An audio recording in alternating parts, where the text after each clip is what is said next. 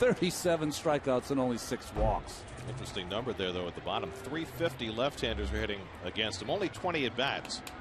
But there's only one lefty in the lineup in Jeremy Hermida. Emilio Bonifacio leads off and takes a strike. Santana coming off the 10 strikeout performance against Washington, in which he had 6 in the first 2 innings. In fact, he became the first Met pitcher since David Cohn in his 19 strikeout game back in '91 to strike out 3 in the first and 3 in the second. And Bonifacio fouls off the fastball, 1-2. You know, Gary, you always point to that game where he went 8 innings, came out, and the Mets did not win the ball game. And ever since that time, there is an urgency to Santana. It's almost like, boys, I'm not wasting any starts when I get out here, so come along for the ride. Swing and a miss. He got him with a changeup. And so Santana again starts his outing with a strikeout. Well, just an outstanding changeup, and he has the ability that you don't see a lot with other pitchers, is that he gets ahead, but he has the pitches to put people away. Alexis Mets defense. So Beltran, Wright, and Reyes now have started all 21 games. Murphy's in left field today. Tatis, of course, on the right side for the injured Delgado, Cora, and Castro with a big start. He hasn't played in 4 games. Giving Omir Santos a day off on his 28th birthday today. Happy birthday to Omir. Here's Cameron Maybin with 1 out and nobody on. Maybin 1 for 5, a bunt single last night. The game you're talking about, Ronnie, that was last July 22nd against the Phillies. He left with a lead after 8 innings, having allowed just 2 runs, and the Phils rallied against the Mets bullpen in the 9th. And there was some criticism from outside about why Santana didn't finish the game, and I think he really took that to heart. And in his next outing against the Cardinals on July 27th, he pushed himself to a higher pitch count, almost demanded to finish the game, and he did. Well, I remember some of the comments from people. They were asking, almost like they were putting on him, how come you didn't ask the manager to stay in for another inning? And his answer, I'll never forget, he just said, hey, listen, it's not my job to manage, it's my job to pitch. Manager says he's taking me out, he's taking me out. Lifted to center field, chasing Beltran back, going back, warning track, it's over his head and off the base of the fence. Maybin can fly, he's around second, heading for third, and he'll easily cruise in with a 3-base hit. So Cameron Maybin, who's been struggling in the early season, it's at 400 feet to the center field fence for his first triple. One thing I noticed when they were taking batting practice today, day game, the ball is really carrying much more than it does at night. And Beltran not able to catch up with this ball. One hops off the hill, and it takes him about 7 steps in between bases. It looks like that long stride of Cameron Maybin. He's got that funny jerking motion with his right arm when he runs. It's not the Jeffrey Leonard one flap down. It's like one wing out. Crazy legs Hirsch or something. So the infield will come in the first inning. That's a testament to the kind of game that the managers expect this to be, as Wes Helms steps in. I mean, normally you play the infield back in the first inning, but with Johnson against Santana, 1 run, as we found out the last time, can be the difference. So Jerry Manuel will try and choke off that run at the plate. And Helms flares one foul, 1-1. And the reason you would play the infield back for most pitchers is that you don't want the pitcher to experience a big inning. When you have Santana out there, even if there's a bad result with Helms and he pushes one through, you don't expect a bad inning anytime from Santana. Helms hitting at 227. Swings and misses at the fastball, 1-2. Wow, 93 miles an hour. Occasionally, you'll see Santana has the ability to add and subtract and add that to that fastball. 93 is about as hard as you're going to see him throw it. Looking for the strikeout here with a runner at third. Hit to center field. That'll get the run home. Maybin tags at third. Beltran will make the throw, but Maybin, just with too much speed, scores easily, and the Marlins take an early 1-0 lead. So the triple by Maybin, the sacrifice fly by Helms, his 4th run batted in, and the Marlins tally in the opening inning.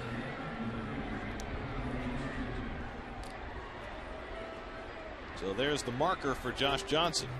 And the Marlins already have 1 more earned run than they got against Santana first time around. Now here's Cantu, who had the big bat last night with a couple of homers and 5 RBIs. I don't know about you, Gary. The more I watch Cantu play, the more I like him. I mean, he's playing with a bad wrist, still plays every day. Well, he's a lot younger, but in some ways he almost reminds you of the way he's gotten a second lease on life from the way Fernando Tatis responded last year. Hit in the air to deep left field. Back goes Murphy onto the track, right back at the wall. It's out of here. Jorge Cantu homers again. His 6th home run of the year. His 3rd in his last 4 at-bats here at Citi Field, and the Marlins have a 2-0 first inning lead against Santana. The 2nd home run Santana's allowed. He gave up one to Nick Johnson in his last start, and now Cantu has taken him deep. His changeup just stayed up in the strike zone, middle in. Good job by Cantu staying back on that pitch. So Cantu off to a rip-roaring start. 6 homers, now has 18 runs batted in, and Hermida takes a strike. Wanted this down and away in our pitch differential. Watch how far he misses. Boy, almost on the other side of the plate, and that is belt buckled down the middle. Hermida pops it up, and Reyes in right looking for it. Reyes takes charge to end the inning, but the Marlins stun Santana with 2 first-inning runs. A triple from Cameron Maybin, a home run for Jorge Cantu, and the Mets will try and fight back against Josh Johnson, trailing 2-0.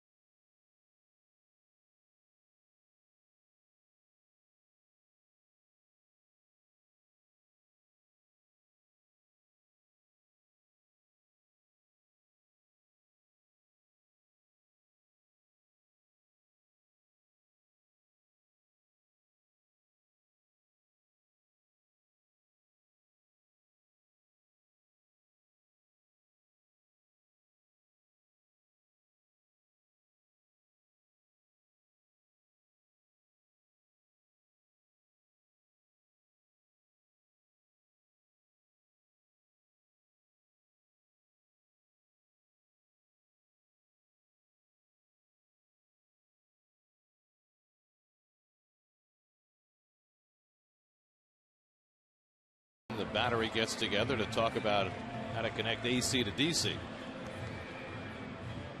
Very interesting. And usually it's the catcher talking to the pitcher. This time it's the other way around. Well, how stunning was that first inning? Johan Santana hadn't given up an extra base hit to a right-hand batter all year, and he gave up 2 in that first inning. There's your Geico Mets starting lineup. Daniel Murphy, first career start in the 3-hole. As Jose Reyes leads off against Josh Johnson, who pours a fastball in for a strike. 6'7" right-hander from Oklahoma. You see those numbers. Outstanding. Dwarfed by Santana's, but still. Complete game against the Mets.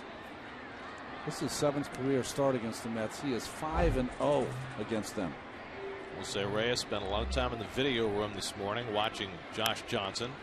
Reyes has been struggling the last couple of days, hitless in his last 10 at-bats. It's something you don't usually see, too. 3 strikeouts yesterday for Jose Reyes. In fact, it was the 2nd time this year that Reyes had struck out 3 times in a game, as Alex Cora waits. He didn't do that in any game last year.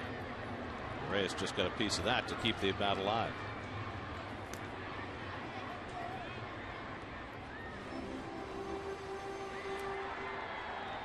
There's Daniel Murphy in the hole, the 3-hole. 1-2, low and inside, 2-2. That's that old story about when he went to the University of Jacksonville as a freshman, and they were going around the room and saying, "What's your position?" He said, "Number 3 hitter." Well, it's finally come true in the big leagues. Reyes hits one to right field. A late start for Ross. It's going to be over his head and rolling into the Mo zone. Reyes around second. He's going to try for three. The relay by Bonifacio. The slide. Safe for three-base hit.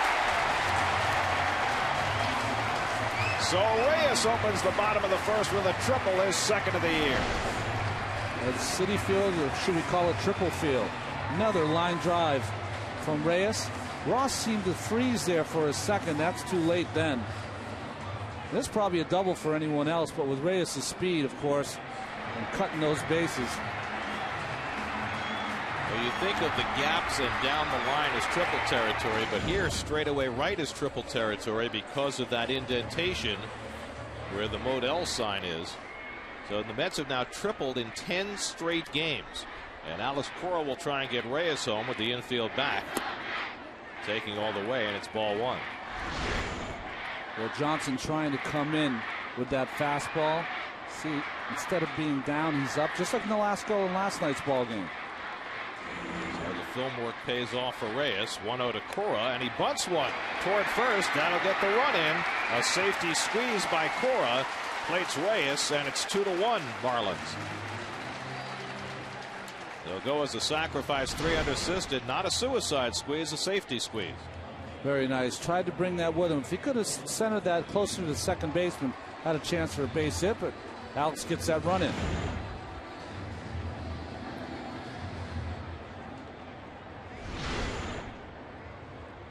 There's the play on the triple. Ooh, looks like Helms might have had him. And Murphy lays one down and beats it out. Well, the Mets going with a little small ball against Josh Johnson.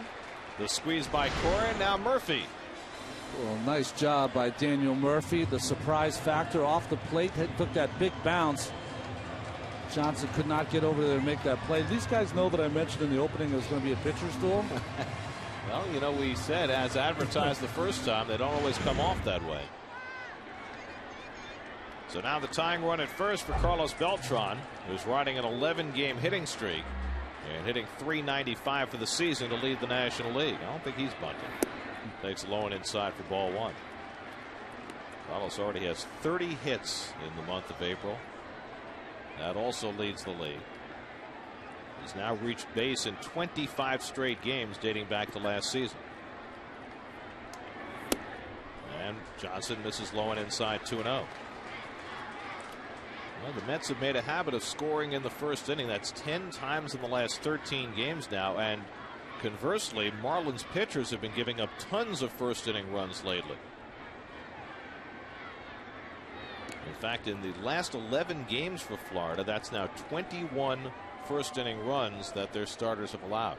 David Wright waits on deck. And Velasco gave up 2 last night. The night before, Sanchez 6 spot in the first frame. 2-0 to Beltran with Murphy at first. And a long hold by Johnson forces time to be called. Murphy's going to have to watch himself at first, though. Polino, unlike Baker, likes to snap throw it to the bases. Beltran lifts one to left field. Moving over toward the line is Hermida. And he makes the grab. Nice play by Hermida going into that corner. And Murphy, who was around second, has to race to get back to first. Hermida catching that ball right on the line in fair territory. Yeah, there's not a lot of room there. Very nice play by Hermida. That might have been a fair ball if he doesn't make that play. So Beltran retired, 2 away.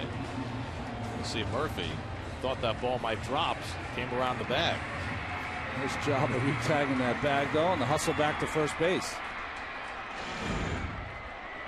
So now 2 out. Murph still at first, and here's David Wright. David's 3 for 8 in the series, and Murphy has to dive back. 2 more strikeouts for David last night, but he also had a clutch 2-out RBI single against Ricky Nolasco in the 5th inning. It was the last run the Mets scored, gave him a 4-2 lead. Well, defensively, you see for the Marlins, Hermida in left field, Maben and Ross. Helms or Meziga getting the start at shortstop. He's a better defensive shortstop than Ramirez. Doesn't give you the offense, though. Bonifacio, Cantu, and Ronnie Polino has caught 3 of the 4 starts now by Josh Johnson. Very strange to be watching a Marlins game and see neither Dan Uggla nor Hanley Ramirez in the lineup. Those guys generally play every day. But this is clearly a better defensive infield for the Marlins. Nothing and 2 to right. That's some high heat from Josh Johnson. Well, this is just country hardball. Just beat David upstairs.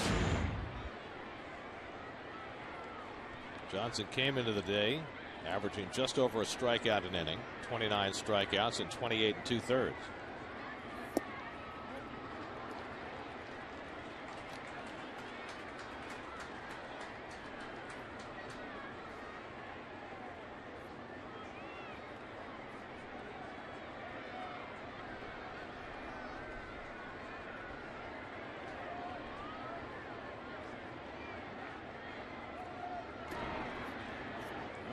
Paid a lot of attention to Murphy on the bag last night, and the same again here for Johnson. That's a lot of care with a guy who's never stolen a major league base.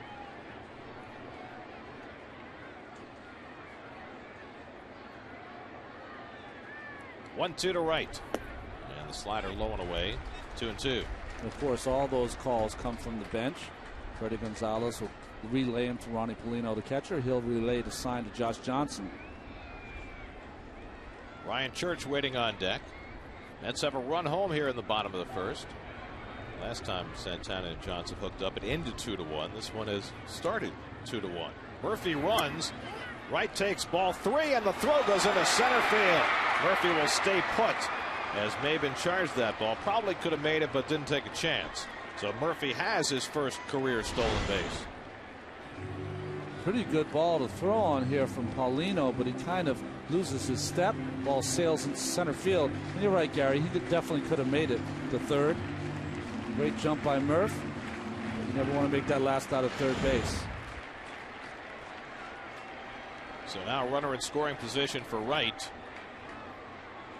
as Murphy finally picks up that bag. And a lot of dirt. 3-2 to David. Slider in there for a call, strike 3. And right down looking to end the inning. So Johnson has his first strikeout. The Mets get one of the 2 runs back as Jose Reyes, who had been battling a slump the last few days, went to work on Johnson.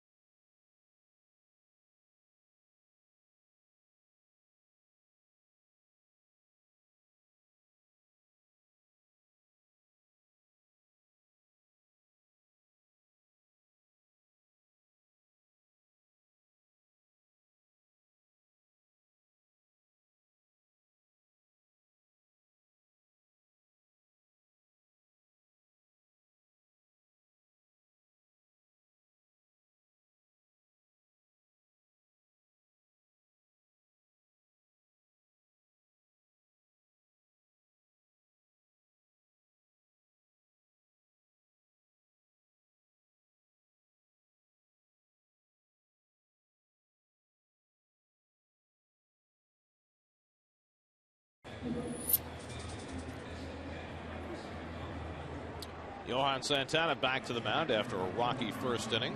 It featured a Cameron Maben triple and a Jorge Cantu home run. Now we'll take on Ronnie Polino leading off on the second. Polino making his 7th start behind the plate for the Marlins. They picked him up during spring training. He was with the Phillies, traded to the Giants, and then the same day traded to Florida. And Santana falls behind him 2-0. It's enough to give a guy a complex, isn't it? But he's in the right position right here. Veteran backstop, right-handed bat to the complement of John Baker, their other catcher. Well, there was a time when the Mets were very interested in Polino back in his early days with the Pirates, but his production tailed off there, and then he spent most of last year hurt, and the Pirates let him walk. Foul back. A high fastball, 2-2.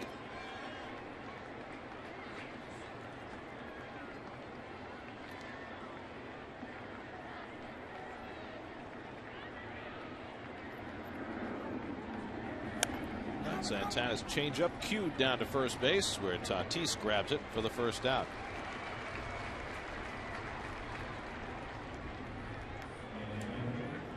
Cantu probably has a stiff neck because every time he hits it, he's got to look straight up as the ball goes out of the ballpark. You know, it seems like the more pain he's in, the better he hits. He's been battling that sore left hand and wrist for the better part of 3 weeks now, and he just keeps on pouring it on. Well, here's Cody Ross, who has gone hitless in this series, 0 for 8. Had been in a good groove before the Marlins landed here in New York. And Ross takes a changeup for a strike. He hasn't had a hit since he had his stint on the mound. He's hitting like a pitcher, right? Maybe there's a connection there. Went to the mound in a blowout loss to the Phillies on Sunday and performed admirably. I mean, everybody's looking for a left-hander, right? Ross is one of those rare birds, right-hand hitter, left-hand thrower. You never know. Things don't work out in this hitting game. He might have a future. Here's the 2-1, and he swings over the changeup, and it's 2-2. I mean, you and I have both seen left-handed relievers in the big leagues with less stuff than Cody Ross has. He had outstanding stuff. I told you he was throwing 83 miles an hour, and that's a guy who's never gone to the mound. Good slider, good changeup. It was very impressive. 2-2. Swing and a miss. He struck him out. Santana's second strikeout as he gets Ross 2 away. Well, Ross loves the fastball, so you can always throw changeups to him. That one even up in the zone. So 2 out and nobody on. Now Alfredo Amezaga filling in for the injured Hanley Ramirez at shortstop. Amezaga 1 for 6 in this series.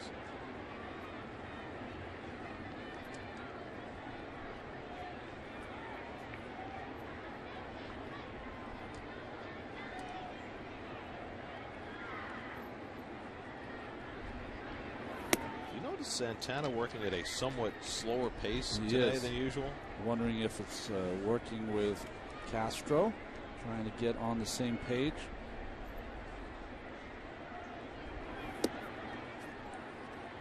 A little out of sorts too with his control so far.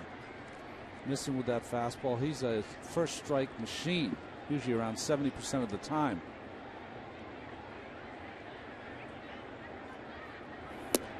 And Amezaga takes a strike.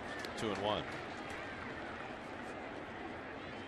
since July of last season, he has just been phenomenal. There has not been one bad start in that stretch. The only loss was the loss to the Marlins the last time he faced them a couple of weeks ago. These are the things that he's grown accustomed to here in the National League. Facing the 8th place hitter with 2 outs. This is like a mandatory out. You got to get it, because then you have the pitcher coming up to lead off the 3rd. 2-2 to Amezaga, and he fouls it away. I mean, is there a way you approach that differently than you would, you know, the 8 and 9 hitters in the American League? Well, you're always trying to get them out, but you're just saying to yourself, if I can get this guy out here, I have already 1 out in the 3rd. I mean, that's how you're thinking. Broken bat grounder out to Reyes, who makes the quick toss to get Amezaga, and the side retired. So Santana sets him down 1-2-3. Still 2-1 Marlins.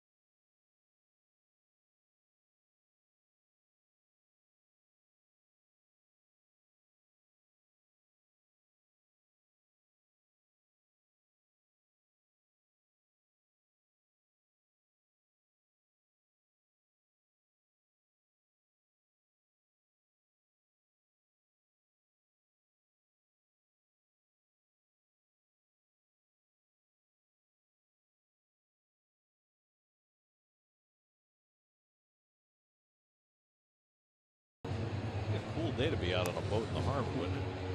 Here's your Mets upcoming schedule. Remember, all Mets games on SNY are available in HD, presented by IOTV. The Mets have the day off tomorrow. Then they're in Philadelphia over the weekend. Mike Pelfrey opens the series against Chan Ho Park on Friday night. Mets go to Philly for 3, Atlanta for 2, then come home to play the Phillies for 2 before taking on the surprising Pittsburgh Pirates. When I was a kid, getting to walk all the way to the top of the Statue of Liberty and look out through the crowd. That was special. I didn't get to do that till I was in college. Took the train down here with a friend and did that on a cold December day.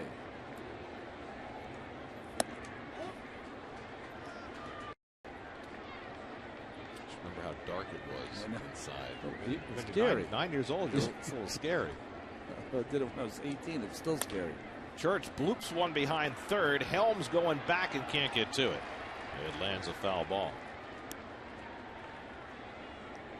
Ryan Church hitting at .339. He's 1 for 6 in this series. Fernando Tatis getting another start at first base, waiting on deck, and then Ramon Castro in the bottom of the second.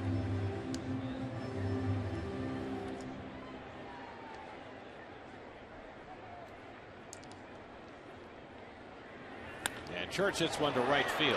Ross has this one lined up, and that's the first out here in the bottom of the second. So 1 out and nobody on. Well, the Mets have never had much luck against Josh Johnson, not just his complete game 5-hitter 17 days ago, but look at that, 5-0 lifetime, 1.59 ERA in 6 starts. That's having someone's number at the beginning of your career. This is a guy who came back from Tommy John surgery midseason last year. As Tatis drives one down the right field side, but foul. And since coming back from Tommy John surgery, Johnson's made 18 starts. He's 9-1. He might be better than he was his rookie year when he went 12-7. I mean, he was the ERA leader for most of that season until the very end.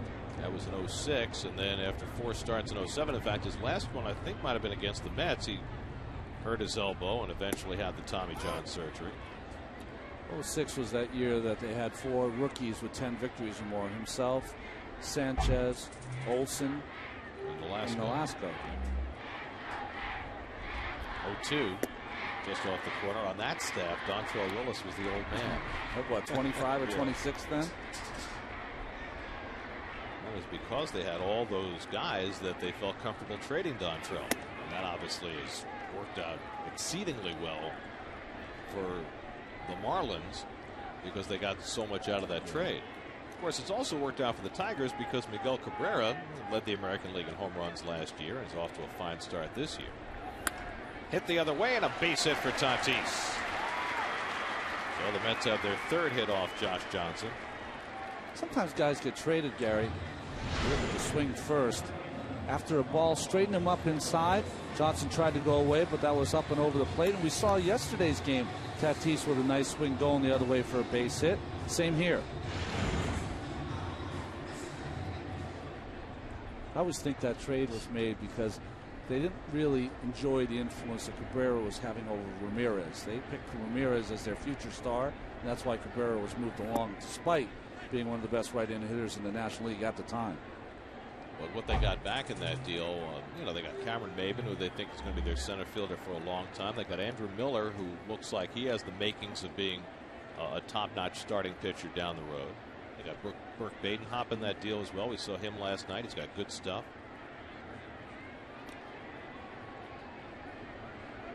Anytime you trade one of your stars and you can get two starters and a good reliever, or fill 3 different positions for one spot, that's a good trade. Castro making his 9th start of the year. He's hitting just 192. This is an interesting day for Ramon. He's been sitting for the last 4 games in favor of Omir Santos, who has put on a nice exhibition of defensive skills and has chipped in with hitting, including the grand slam 2 nights ago. It's not to say Ramon's job is in jeopardy, as he's beaten on that fastball 1 and 2, but at least it has to be in his mind that, despite the fact that he's got a pretty hefty contract for a backup catcher, his job may not be secure forever. Well, I think it's always been interesting with his time here. despite being injured at times, he always knew that he could come back and he had a spot. That's not as sure now with the play of Santos. I mean, the Mets have had to fill with a lot of different guys over the last couple of years when Castro's been hurt. Robinson Cancel and Raul Casanova and Gustavo Molina, Sandy Alomar Jr. a couple of years ago. Johnson throwing over, and Tatis has to hop back. Competition is always a good thing. It really should spur anyone on. There's Omir. Happy birthday, Omir. Happy birthday to you, too. You guys share a birthday. Very nice. Luis Aparicio. It's his birthday, too. Oh. I think he was the best of the bunch. He was great. Oh, you three. Tom House. Okay. Who, of course, caught one of the most famous home run balls in history. Hank Aaron's ball, right? Number 715. Santana on deck. 2-2 to Castro. Hit toward the hole and a base hit. Tatis pulls into second. So the Mets get back-to-back hits from the 7 and 8 hitters, and they've got the tying run at second base. And now Santana can come up and bunt. Nice job by Ramon. He was beat with a couple fastballs, and here turned it up a notch. Shot it through that hole. Johnson's pitches are up a little bit from the game he pitched in Florida, where he got ground ball after ground ball. At one point, he retired 15 in a row. Well, both of these aces have found trouble first time around the batting order. Well, you can see Helms is up at third base, Cantu up at first base. Santana has 2 sacrifices this year. He gives himself up and lays one down. First base side, who's going to pick it up? Cantu finally does. Like a little bit of indecision there between Johnson and Cantu, but the sacrifice goes 3 unassisted, moving the runners to second and third. Well, that's usually not a tough play with a pitcher. The problem is Santana can run, and he always hustles. Coming out of the box, that made it a tough play there for Cantu. Plus, he had the 6'7", 250-pound Johnson coming right at him. Look at the hustle by Santana. That's what makes this play tough. Part of that, too, I think, is Cantu is relatively inexperienced at first base. Guy came up as a second baseman and then played a lot of third last year. So here's Reyes with the tying and go-ahead runs in scoring position. And Jose takes a curveball for a strike. Reyes hit a triple over Cody Ross's head in right field in the first inning. His second triple. Mets have now tripled in 10 straight games. First time that's ever happened. 1-1. It's interesting, isn't it? Each at-bat is interconnected with the next at-bat. He got a triple on a fastball up and in. What does he counter with first pitch to Reyes? Curveball, then a changeup in the dirt. Looks like he's going to try to go a little softer. If he's going to go inside, he's going to surprise him or push him off the plate.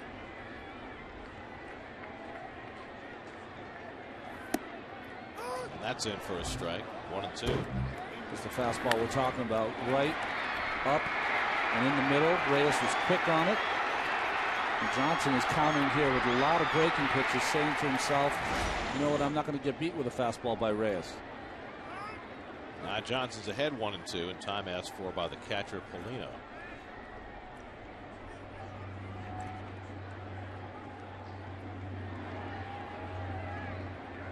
One-two off the plate, and it's 2-2 to Reyes. Johnson continuing to change speeds against Jose. When you can throw an 89-mile-an-hour changeup, what does that say about your fastball? And he's still got the 10-mile-an-hour difference just about, because he can throw 98. 2-2. Pulled down to first. Cantu with a nice backhand play. Johnson covers to end the inning. Cantu saving a couple of runs with a nice backhand stop. And so the Mets leave 2 in scoring position. On to the third. Santana back to the mound, trailing 2-1.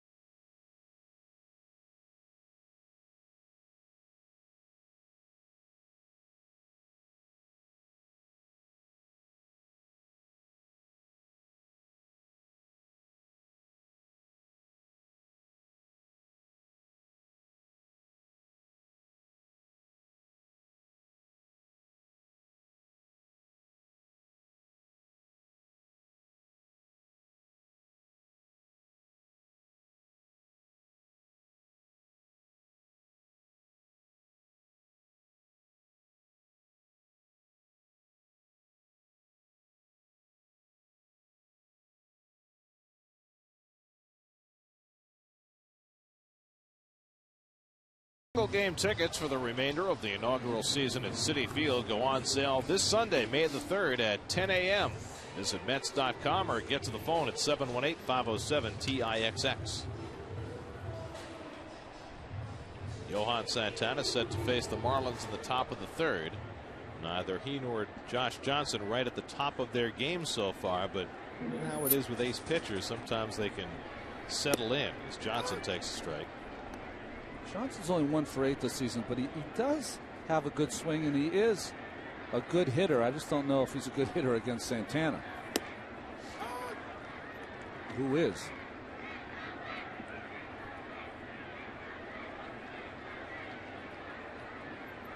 Oh, 2, and Johnson takes low. Emilio Bonifacio on deck, and then Cameron Maybin in the top of the 3rd. Florida scored both their runs in the first. Maybin tripled and scored on a sac fly, and Cantu homer.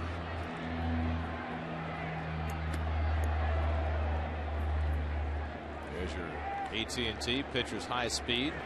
Johnson's topped out at 97 and Santana at 93. It's a lot of high speed. Johnson hanging tough.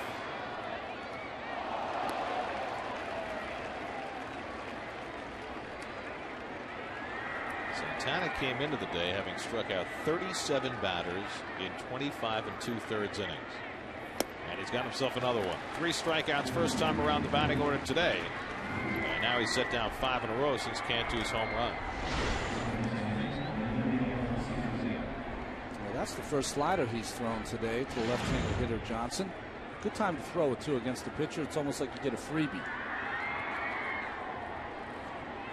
With that ratio for Santana, that's 13 strikeouts per 9 innings.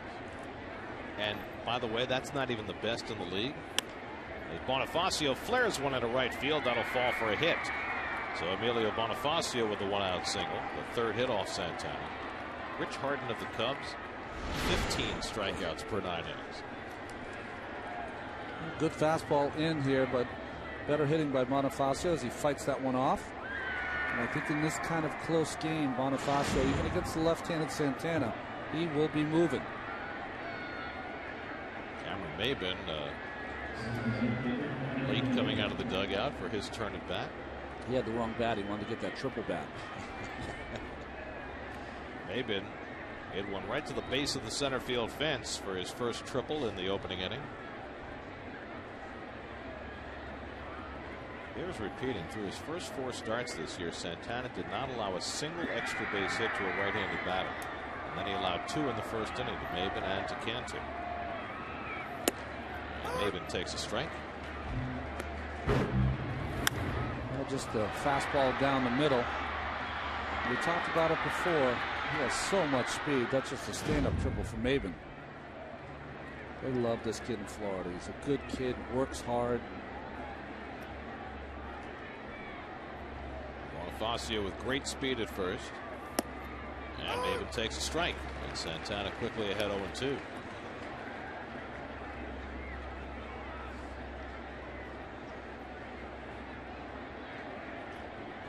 Santana understands the running game. He will vary it up. He'll give 2 looks, 3 looks over there. Counter with a slide step. Throw over. Uses the slide step there and throws in the dirt. 1-2.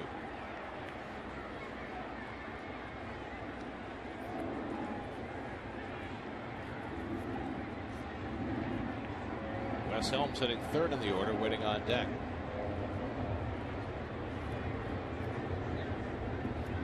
Bonifacio 6 stolen bases. That's 2nd in the National League, behind the Colorado rookie Dexter Fowler.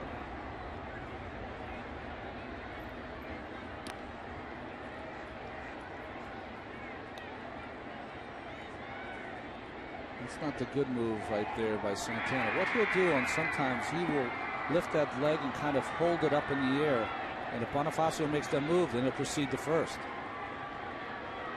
Not going, and it's foul ball.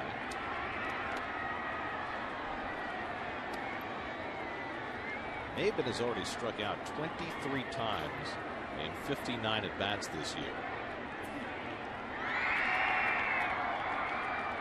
at a rather alarming rate.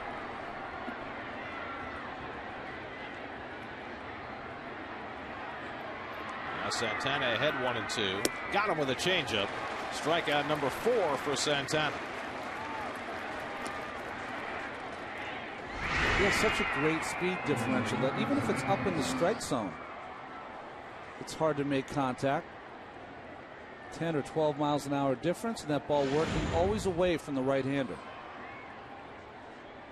So 2 out. Bonifacio is still at first, and now Wes Helms, who really did a nice job his first time up, behind in the count 1-2, with the runner at third, did his job and drove it in with a sac fly.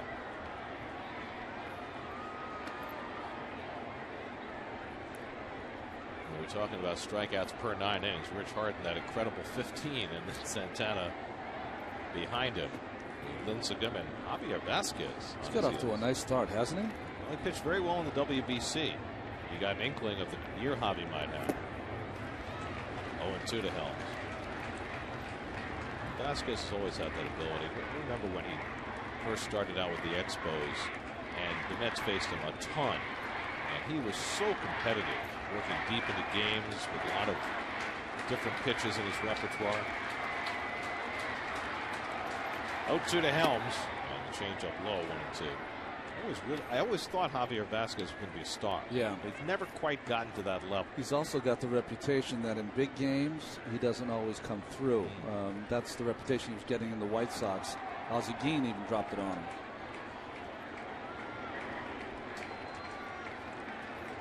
1-2 to Helms. Santana checks in on Bonifacio.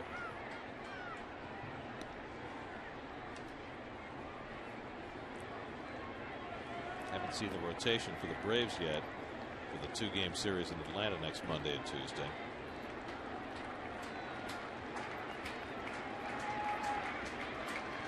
One-two, just missed the inside corner. 94 on the fastball. 2-2. Castro sitting inside. Hits that left leg protector of Ramon Castro just a bit inside.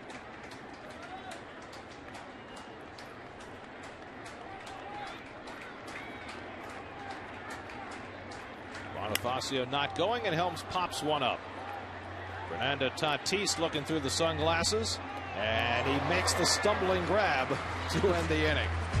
The wind's not blowing as hard as it was last night when every pop-up was an adventure, but that was a circuitous route for Mr. Tatis. But he uses that big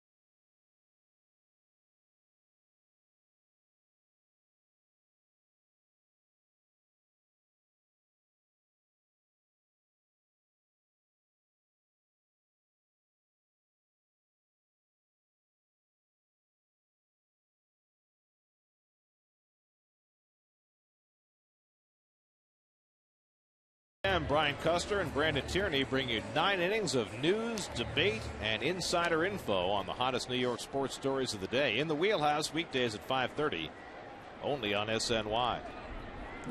Alex Cora leads off the home third inning. Mets will have Cora, Murphy, and Beltran 2, 3, and 4 in the order, up against Josh Johnson. Morris drove home a run with a safety squeeze bunt his first time up. Had a nice game yesterday too, right? A couple of walks, a couple of hits. Filling in for Luis Castillo, who's been suffering from back spasms. Castillo hopes to be able to play Friday night in Philadelphia, as does Carlos Delgado.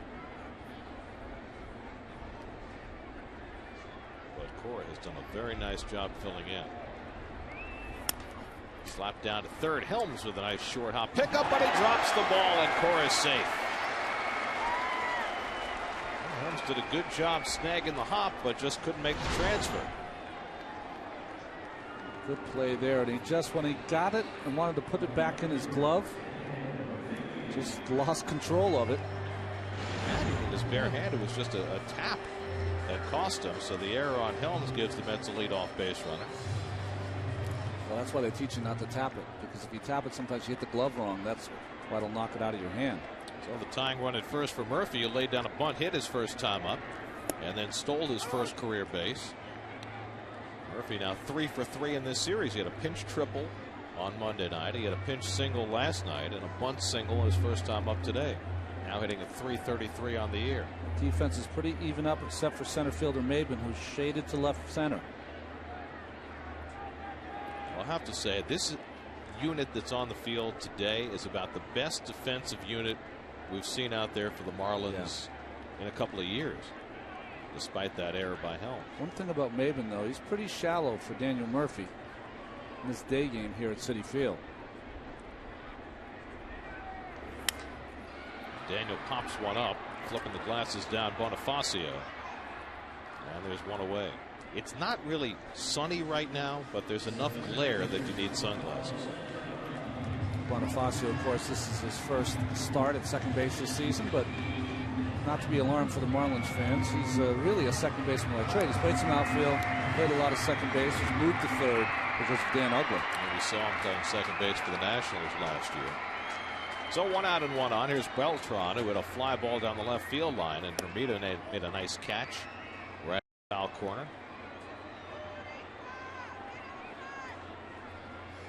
Carlos off to a rip-roaring start at the plate, leading the National League in batting.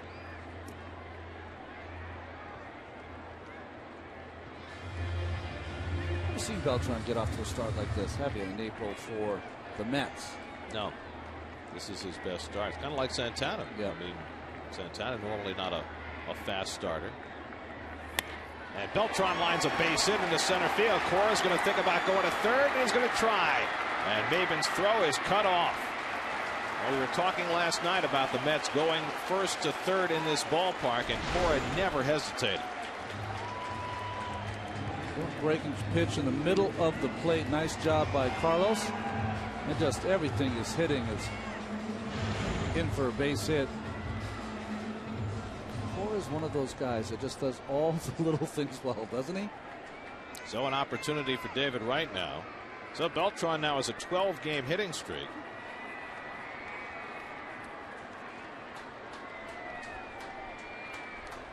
The infield a double play depth for Wright, first and third and 1 out. David took a call third strike his first time, and he swings and misses at the fastball away, 0-1. And that pitch has been so troubling for David. You see the differential in the pitch here. He wants this ball down. It's up in the middle of the plate. And the way Carlos is going right now, when you make a mistake with him, he's just not going to miss it. One thing we've learned definitively by watching this pitch differential tool that we have now is that nobody gives up anything by throwing the ball lower than they intended. It's always higher. I was just thinking if they had it in my day, it'd probably be released. You know what I mean? Every time you missed the spot. Ryan Church waiting on deck. That's the thing that Johnson was so effective in Florida, is that everything was down on the knees or lower. You make a mistake down there, you're not going to get hurt. Now David needs to protect a contact situation with a runner at third and 1 out, trying to get the tying run in. 25 strikeouts for David in his first 79 at bats. Had a 2-out RBI single yesterday. 0-2. Fouled it away. What was so encouraging yesterday, Gary, you talked about that hit that Wright had for an RBI at Nolasco.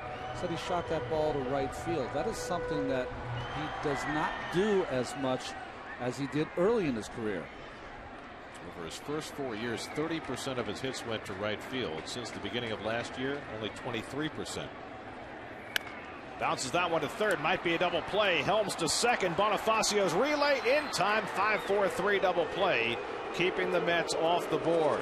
So Helms, whose error opened the inning, starts the double play to end the inning. And David Wright can't get that tying run in. Marlins go around the horn. And as we head to the fourth, Florida still with a 2-1.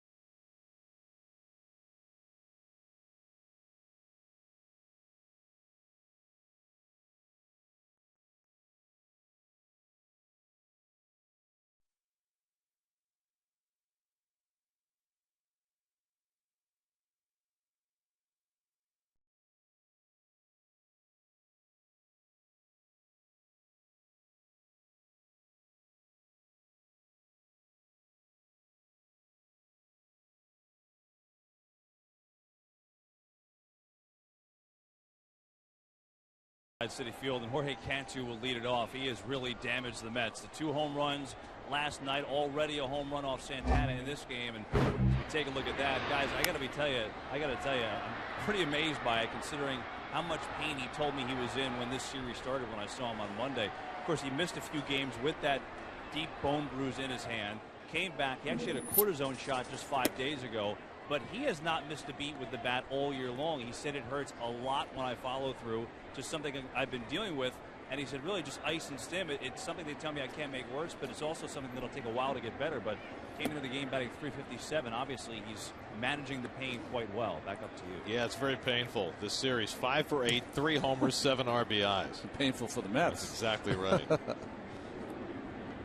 Now Santana behind Cantu, 2-0. Comes in with a fastball high, and it's 3-0.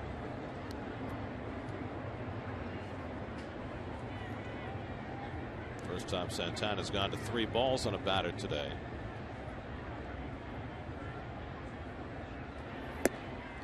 See, sometimes when hitters have injuries to their hands, sometimes they become a better hitter because they shorten their stroke up. They don't, they're just trying to make contact, and it makes them sometimes a better hitter. And Cantu works out the walk, the first given up by Santana, who had walked only 6 total in his first 4 starts of the year. Let's check out our Aflac trivia question. The only 2 pitchers to win 4 consecutive Cy Young awards. That's a lot of Cy Young awards. I know nothing about Cy. 4 consecutive. Whoa. I got 1. Oh, I got 2. I got 2. I think I know them both of relatively recent vintage. Here's Jeremy Hermida, who popped a short his first time up. I mean, the most total anybody's ever won is 7, right? Yes. Clemens. I was thinking that you and I, whenever the quiz comes out, by the time we end up talking, we've given away the answer. So zip it. I'm going to zip it. I'll follow Okay. you.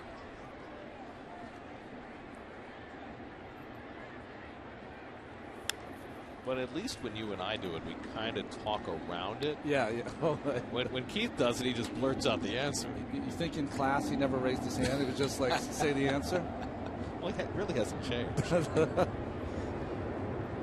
will be with us on Friday night in Philadelphia.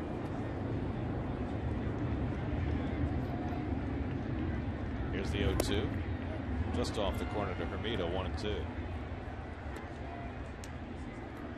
Got a young home plate umpire today. One that Santana may not have worked with before. Well, he also has stared in at a few times. Scott Barry behind the plate. Popped up. Easy for Reyes. And that's the first out. So Hermida is retired on the pop up to shortstop. 1 out and 1 on.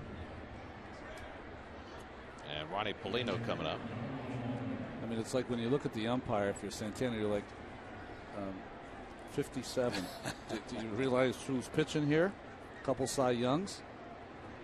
Well, you know, there was a time in baseball, I know, where certain hitters got certain calls and certain pitchers got certain calls. Do you think, though, that that's changed significantly? Oh, absolutely. I think that the umpires, because they're being judged by their performances, are more inclined to concentrate on the performances as opposed to working with a Cy Young pitcher or giving a great hitter a little leeway.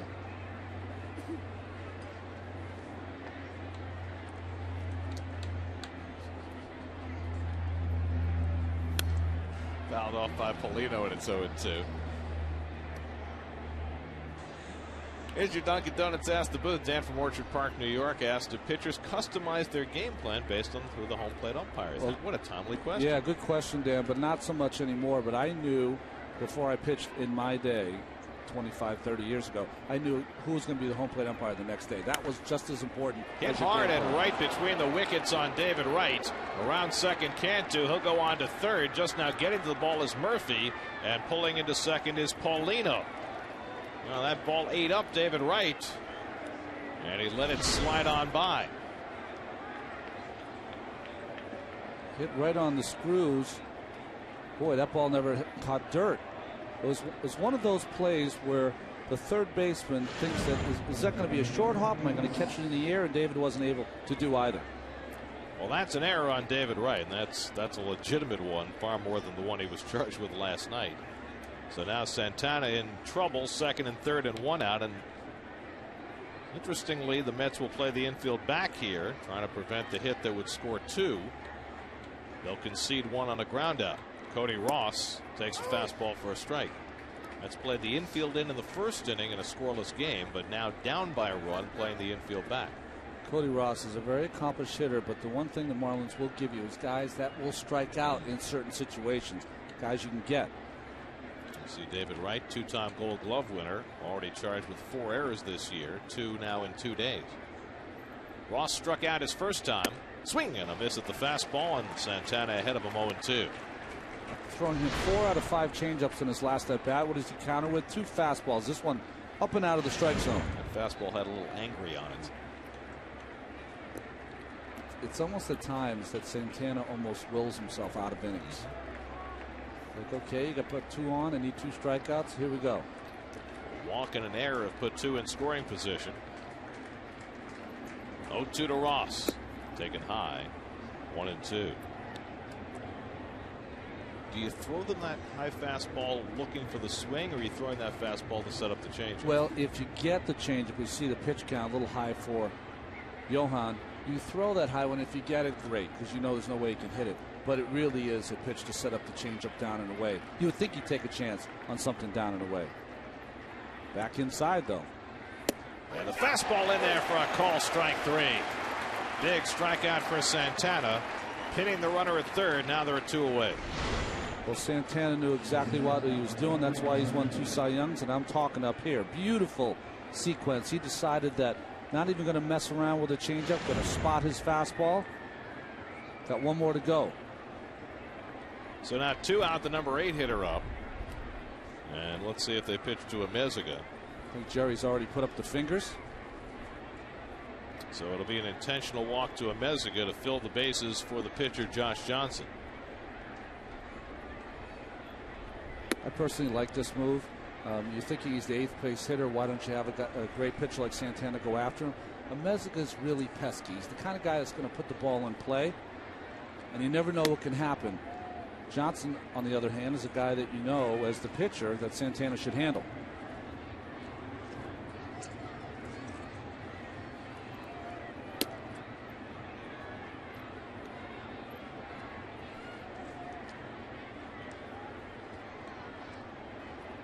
So there's intentional ball 4 to Amezaga. So 2 walks and an error have filled the bases here in the 4th. Well, good things happen when you hit the target. Sometimes you have a pitch differential. Sometimes you don't. And boy, that's right in that spot where he was supposed to hit. Great pitching by Santana. That's the IOTV pitch non-differential. There you go. So now Johnson, who struck out his first time up, and Santana gets ahead of him with a slider, 0-1.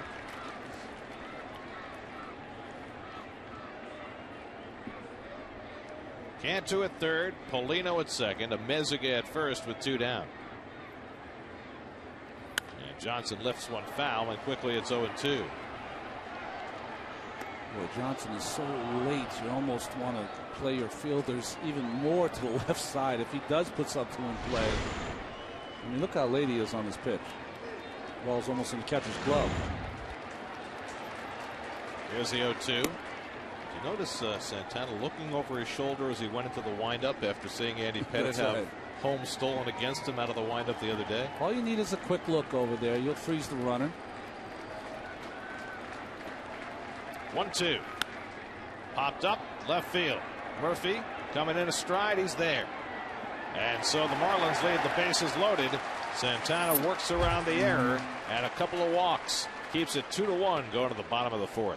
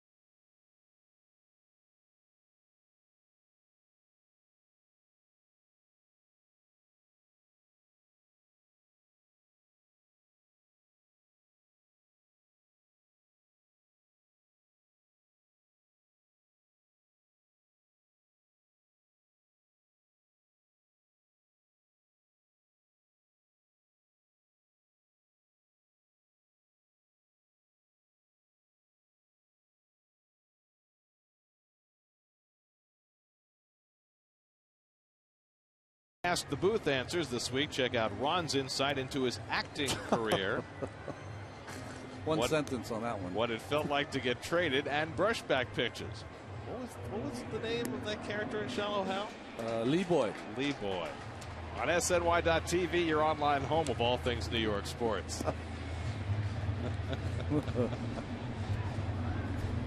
Josh Johnson getting ready for the bottom of the 4th inning. Here are your matchups for the series with the Phillies.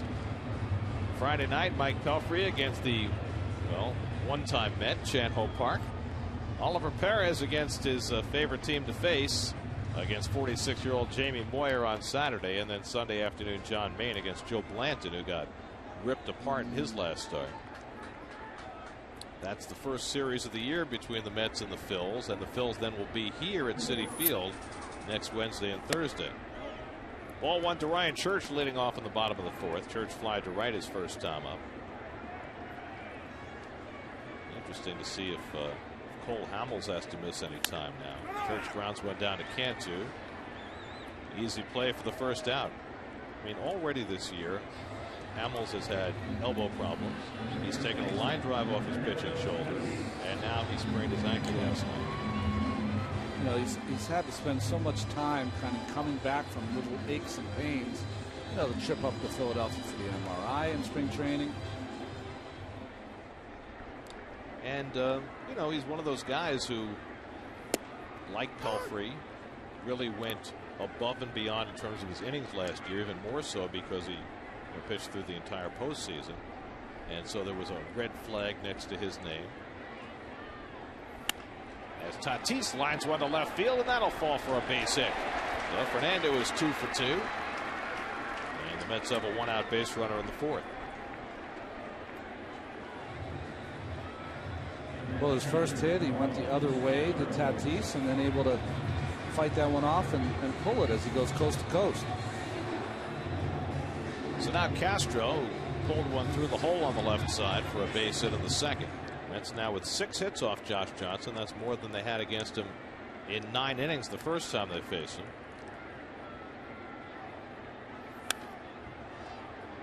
But Johnson has gotten some very big outs in this game. Mets got a run home in the first. They had a runner in scoring position. He struck out right. Mets had 2 in scoring position in the second. He got Reyes on a ground ball. They had first and third and 1 out in the fourth. Then he got right to ground into a double play.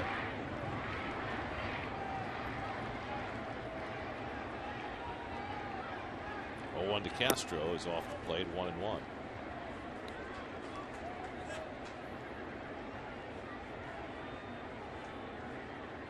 Santana to follow.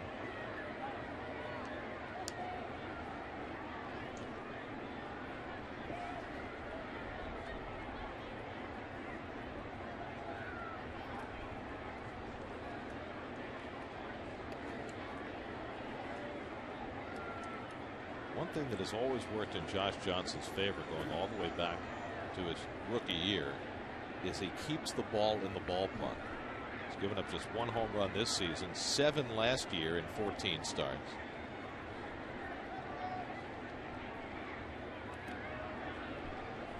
And it's a nice spot to watch a game from in front of the bridge out in right center field. Little tables you can sit on, huh? Beautiful. There goes Tatis. The pitch outside. Polino's throwing a hop. Not in time. Fernando Tatis with his 2nd stolen base of the year. Well, they're trying to take advantage that Johnson is slow to the plate. Polino now only 2 out of 11 is he thrown out at second base. This one on the bounce.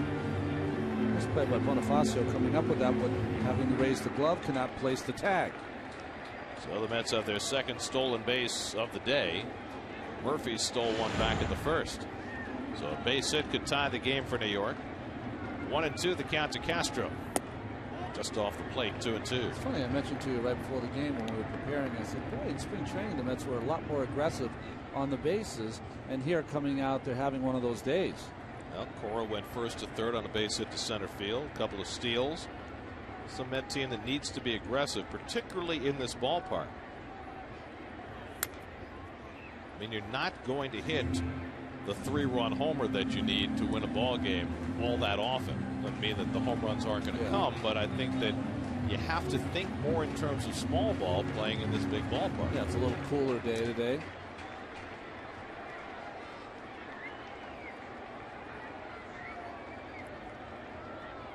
Two to Castro. Line drive, left center. That'll fall for a base hit. Tatis read it well. He comes around third. He's in to score the tying run. Ramon Castro drives it in, and it's 2-2.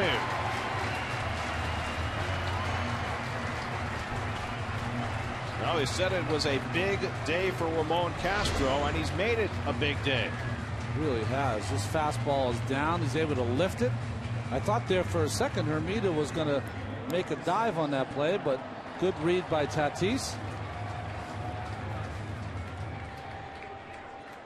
Well, we've always said that he can hit the ball up in the zone. That's a pretty good pitch from Johnson. Santana again gets the bunt down.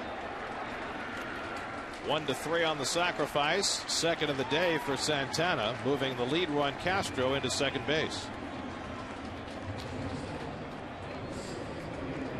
Well, the Mets executing well here. And now Reyes, who came up with a couple in scoring position his last time up and grounded out, will try and get that lead run home from second base.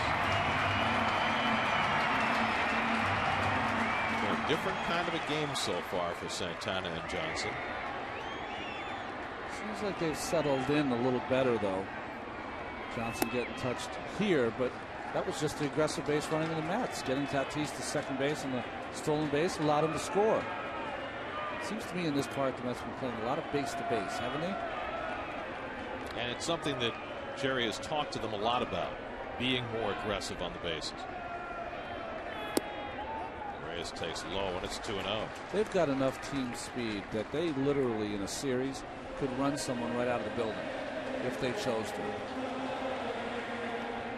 Well, you see what the Mets have done at Citi Field. More triples than home runs. Last time any team had more triples than home runs at home, 1992 Kansas City Royals. 3-0 now to Reyes. Can't imagine that that's going to be the case over the full season, but who knows? It might be, depending on the wind the ball carries in the summertime. Alex Cora is on deck. 3-0 to Reyes with first base open. And it's too high, ball 4. So Josh Johnson issues his first walk of the afternoon, and the Mets have 2 men on. It's only the 6th walk in 32 innings this year for Johnson, and you almost suspect that it was half intentional. They have that too, don't they? They're young pitchers. Nolasco doesn't walk anyone. Johnson, Sanchez doesn't have high walk totals. It's a great sign for a young pitching staff. So now Cora, who's had a terrific series, drove in a run with a safety squeeze bunt in the first, then reached on the air by Helms in the third. 2 for 6 in this series, and he's driven in a couple of runs trying to get Castro home with the lead run from second. And that misses high, ball 1. I can see myself in your sunglasses. Cheese.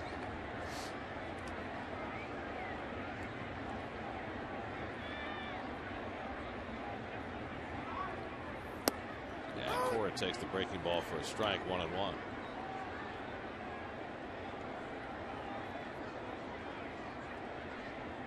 Castro at second, Reyes at first with 2 down.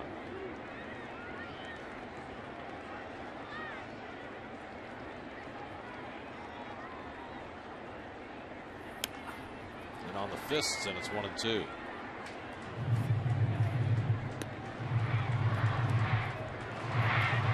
Johnson's pitch count building. He's had to work with runners in scoring position in every inning.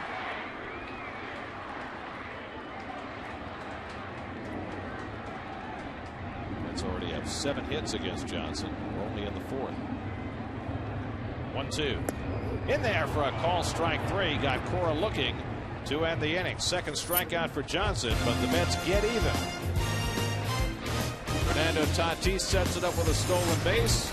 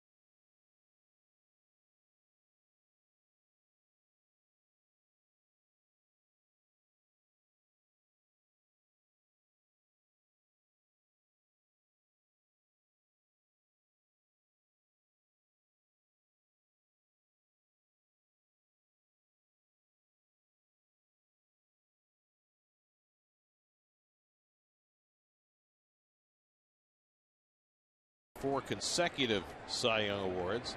Clemens and Maddox. Johnson. No, Maddox and Johnson. How about that? Roger never won 4 in a row among his sub. Well, we mentioned that this has been a slightly different kind of a day for Johan Santana and Josh Johnson, and then in their first outing on the 12th of April, they're not as dominant, but they're still getting results. As Bonifacio pushes a bunt, Tatis will have to flip to Cora, who gets over to cover in time. Nicely done on both ends, and they get the speedy Bonifacio for the first out. Well, just nicely played. Bonifacio does a nice job of getting this past Santana, so he can't make the play. But the only way this play is made is that Cora's heads up, covers first base. And again, just the little things that Alex does. That's winning baseball. We'll see that in any box score tomorrow.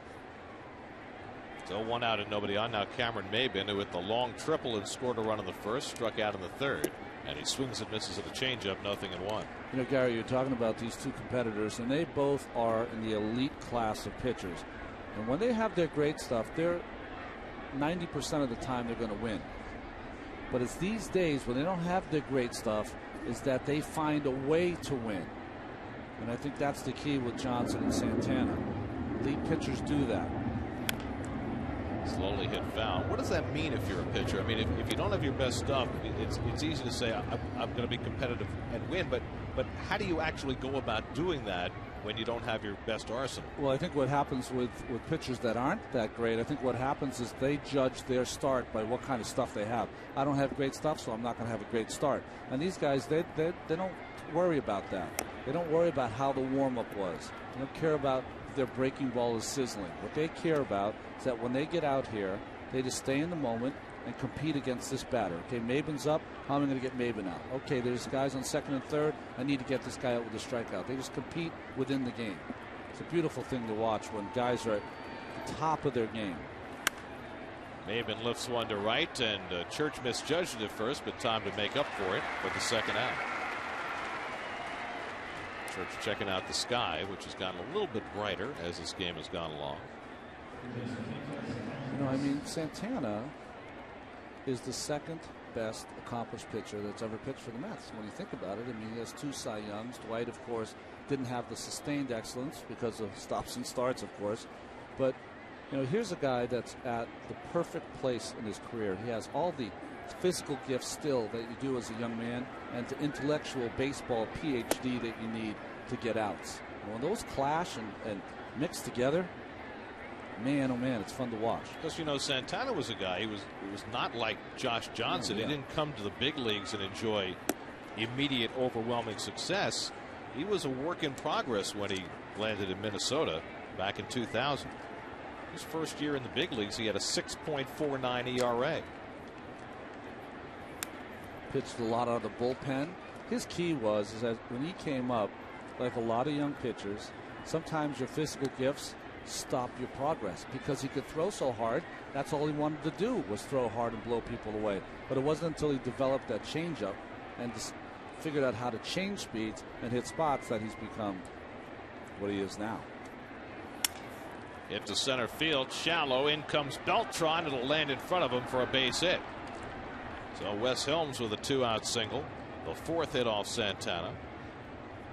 And now the go-ahead run aboard. And you saw in that graphic just a moment ago, the Marlins had a small hand in Santana's progress. He was in the Astros farm system, really wasn't enjoying a whole lot of success. They left him unprotected after the 1999 season, after his 4th year in the minor leagues. And the Marlins made a deal with the Twins where the Marlins, who had the better pick because the year before they'd had the worst record in the league, they took Santana in the Rule 5 draft and had a prearranged deal with the Twins. As Cantu pops one up, and Reyes looking through the sunglasses waiting for it to come down, gets Santana through the top of the 5th. The Marlins moved him on to Minnesota. The Mets made the big trade, and here he is halfway through this game battling the Marlins to a 2-2 tie.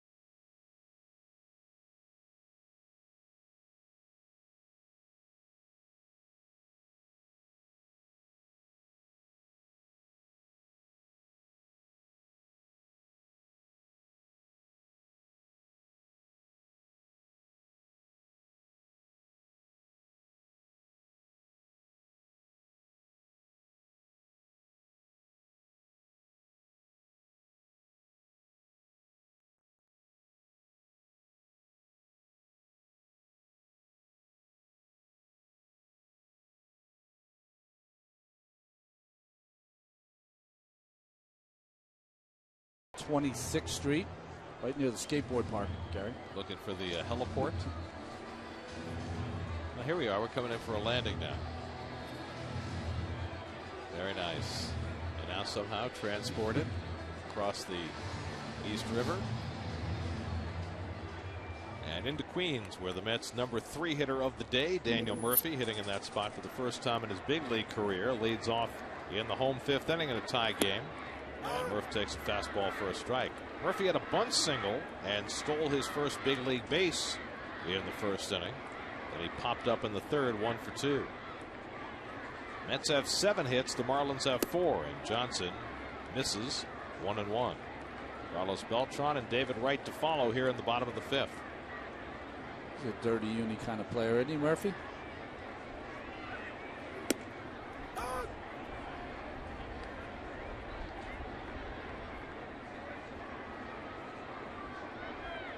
His head first slides into second base. I'll do that for you.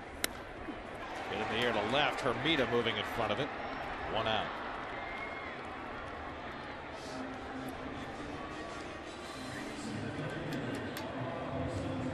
Guys, I was talking to Jeremy Hermida actually the other day, just asked him about the transition to left field. He said, you know what, I never played left field my entire life until I got to the Marlins. When I was first called up, I played a little bit over there. He said, the toughest thing for me has been the angles.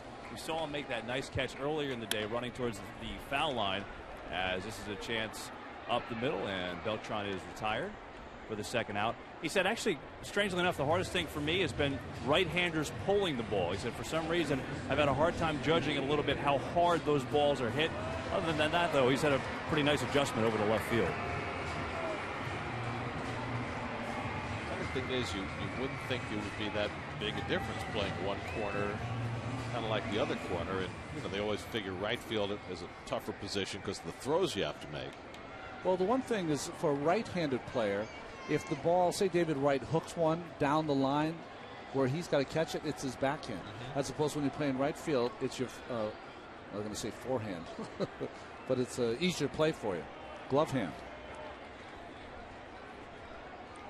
Been a rough day for Wright at the plate so far. Took a call 3rd strike to end the 1st, and then with a runner at 3rd base and 1 out in the 5th, in the 3rd, grounded into a double play. Ronnie, you know what the irony of that is? I asked Hermida why the move anyway. I know Ross has a better arm, but he said the Marlins told him because he's a right-handed thrower, they liked him going to the line and being able to throw right-handed and not turn around. I don't know if that really works any better, but that's what they told him. Well, the best player I've seen of late who could go to the line and make that throw to second was Endy Chavez, and he was left-handed. Yeah, well, he was able to turn on a dime and pick up the base. But there aren't a lot like Endy. I was thinking, Endy, you know, if he was born in New York City, he'd be like a great point guard, wouldn't he? So quick. Would have been Kenny Anderson. There you go. He's gotten off to a nice start in Seattle, too, Endy. 1-2. Fouled away.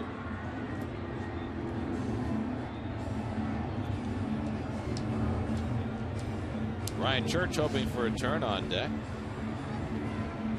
It's trying to avoid today the offensive brownouts that have plagued them beyond the first few innings of games, particularly in this ballpark.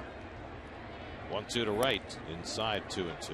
Mets have gotten base runners aboard, been able to coax a couple home against Johnson, who's gotten out of some jams. But Jerry Manuel made a very marked point after the game last night about the Mets' inability to score late. 3-2 now to right. Used the A word, didn't he? He said anxiety. Yeah.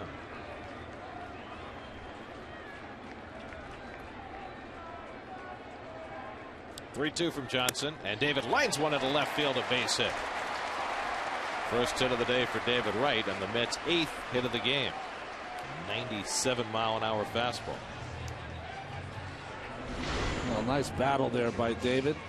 3rd consecutive fastball in. This one caught a little more of the plate, and of course down where David likes it. So the tie-breaking run at first with 2 out, and now Ryan Church flied out, grounded out today, just 1 for 8 in this series.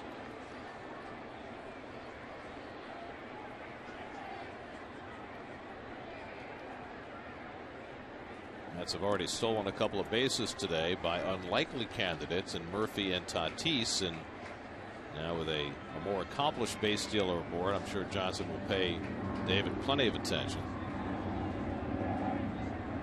All right, is 2 for 4 stealing bases this year. That's one of the things, if you watch Josh Johnson early in his career, he used to have those hands in the set position at his waist. The reason you move them up a little higher, you can go to the plate a little quicker. If they're at your waist, that means you have to raise them before you go to the plate. You start them up high, you can proceed right to the plate. Mets did that with Dwight Gooden. Didn't do a whole lot of good. Doc still couldn't hold runners on. He had nobody on for 2 years. Tatis having a good day is on deck. This is a time where a hitter like Church might dial it up a notch and try to get yourself an extra base hit. You know, guy on first base, 2 outs, 1 on the score. This is one time when hitters might look to launch one.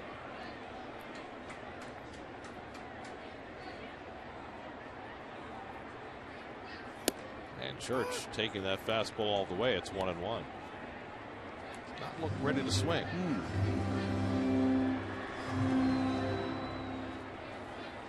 Johnson's pitch count up over 80, working in the 5th inning. Remember, he threw a complete game against the Mets a couple of weeks ago.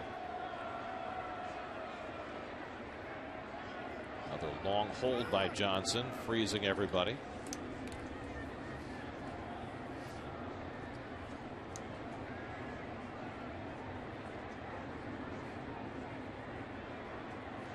David is he's looking runnerish. Yeah. With his eye on the pitcher. Oh, on the outside corner at the knees. Johnson got that call, and it's 1-2. Well, Church is shaking his head. He thinks this ball is down. Pretty good pitch. Looks like a perfect pitch. So now it's 1-2. And that one misses. 2-2 to Church. It's quite a job of pitching by Josh Johnson in this at bat. He hasn't tried anything in yet. That's the one thing where in Florida he had that inside corner to the lefties pegged. Been missing in there so far this game. See if he tries to come in now on 2-2. Molino setting up inside. Right runs. Church hits it to left field, and Hermida back a couple of strides is there to make the grab. So Johnson works through the 5th inning. We head for the 6th at Citi Field. Santana back to the mound in a 2-2 game.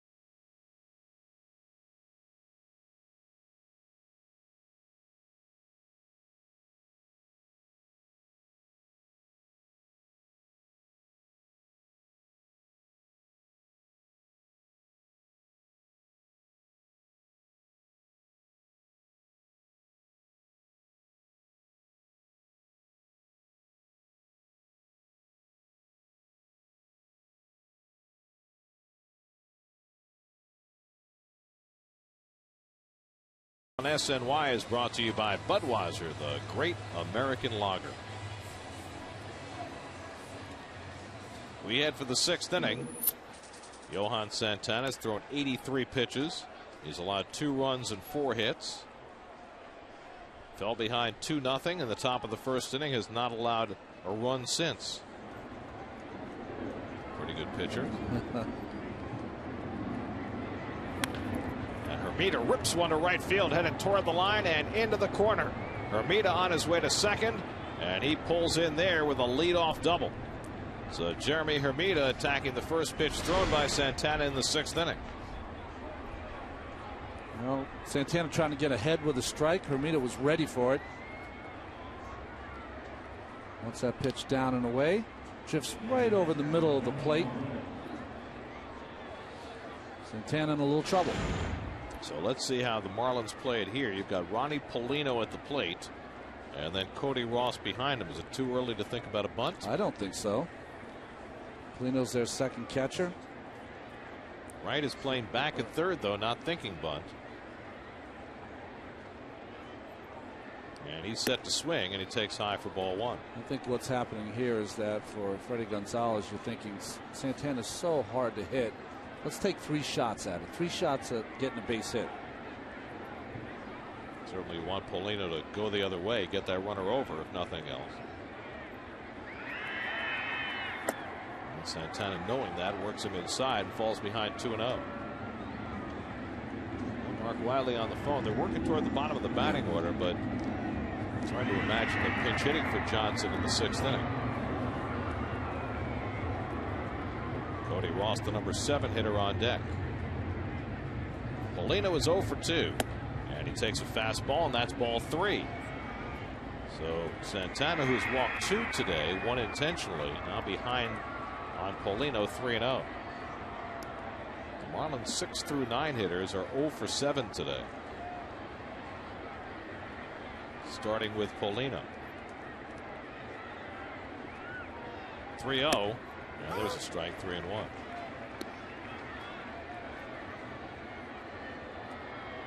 Santana's been great in every situation.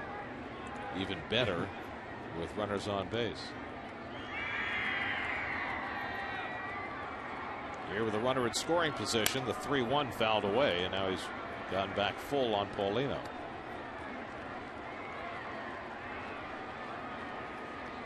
Paulino mad at himself, but just the classic case that Santana knows the game. Great instincts for the game, even being a starting pitcher. Knows that he's trying to go the other way. Won't let him have an opportunity to do it because he's jamming him in. 3-2. Popped up foul.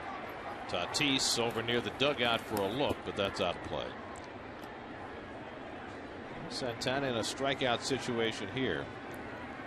Coming into today, since the 2004 season, Santana has 184 more strikeouts than anybody else in the game. He has had 1,226, and the second is Jake Peavy with 1,042. It's a huge difference.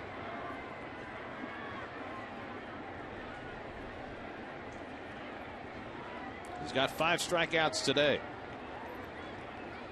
Make it 6. Good changeup gets Paulino for the first out. So 1 away. Let's check in with the studio. Chris Carlin on New York State Smokers Quit Line game break.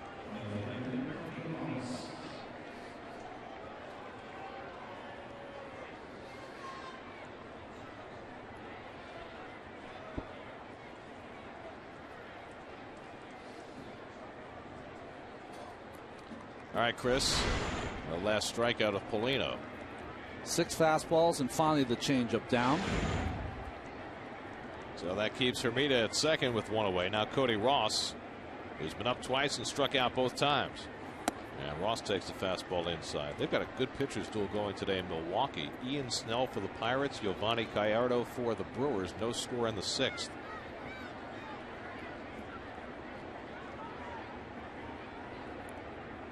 Josh Johnson hoping his team can get him a lead here in the 6th inning. 1-0 to Ross. He pops it up. Should be playable for Tatis. Into foul territory for the second out. So after the leadoff double by Hermida, Santana gets the next 2. Now you've got Alfredo Amezaga coming up. The last time in this situation with 2 out and first base open, the Mets walked Amezaga intentionally. This time, though, Brett Carroll has come out on deck to bat for Josh Johnson. Now, I don't personally believe that they intend to send Carroll up there, but the Deke apparently is not fooling Jerry Manuel, because they're going to walk Meziga anyway. But still, for the same reason said before, Meziga is one of those pesky hitters that is going to put the ball in play. Let him go to first base, and even if Johnson doesn't hit and they bat Carroll, which they're not going to do, as Johnson's going to come out.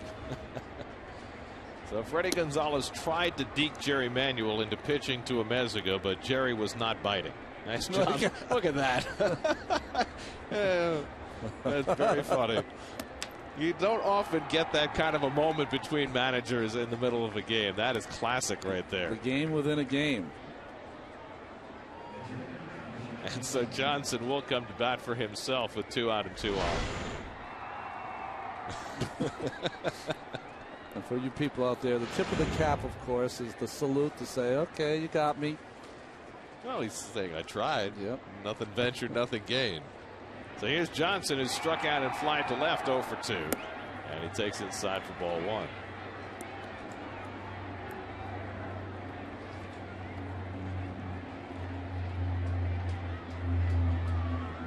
Hermita's still at second after the leadoff double. Meziga at first with 2 down. And Johnson fouls one at the plate. 1-1.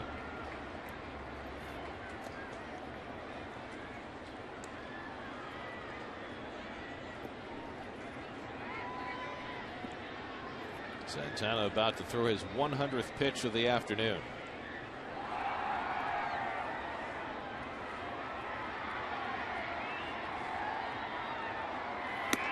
Up and in, and it's 1-2. Santana went 104 against the Nationals in his last start. He was just rearing back and letting it all loose.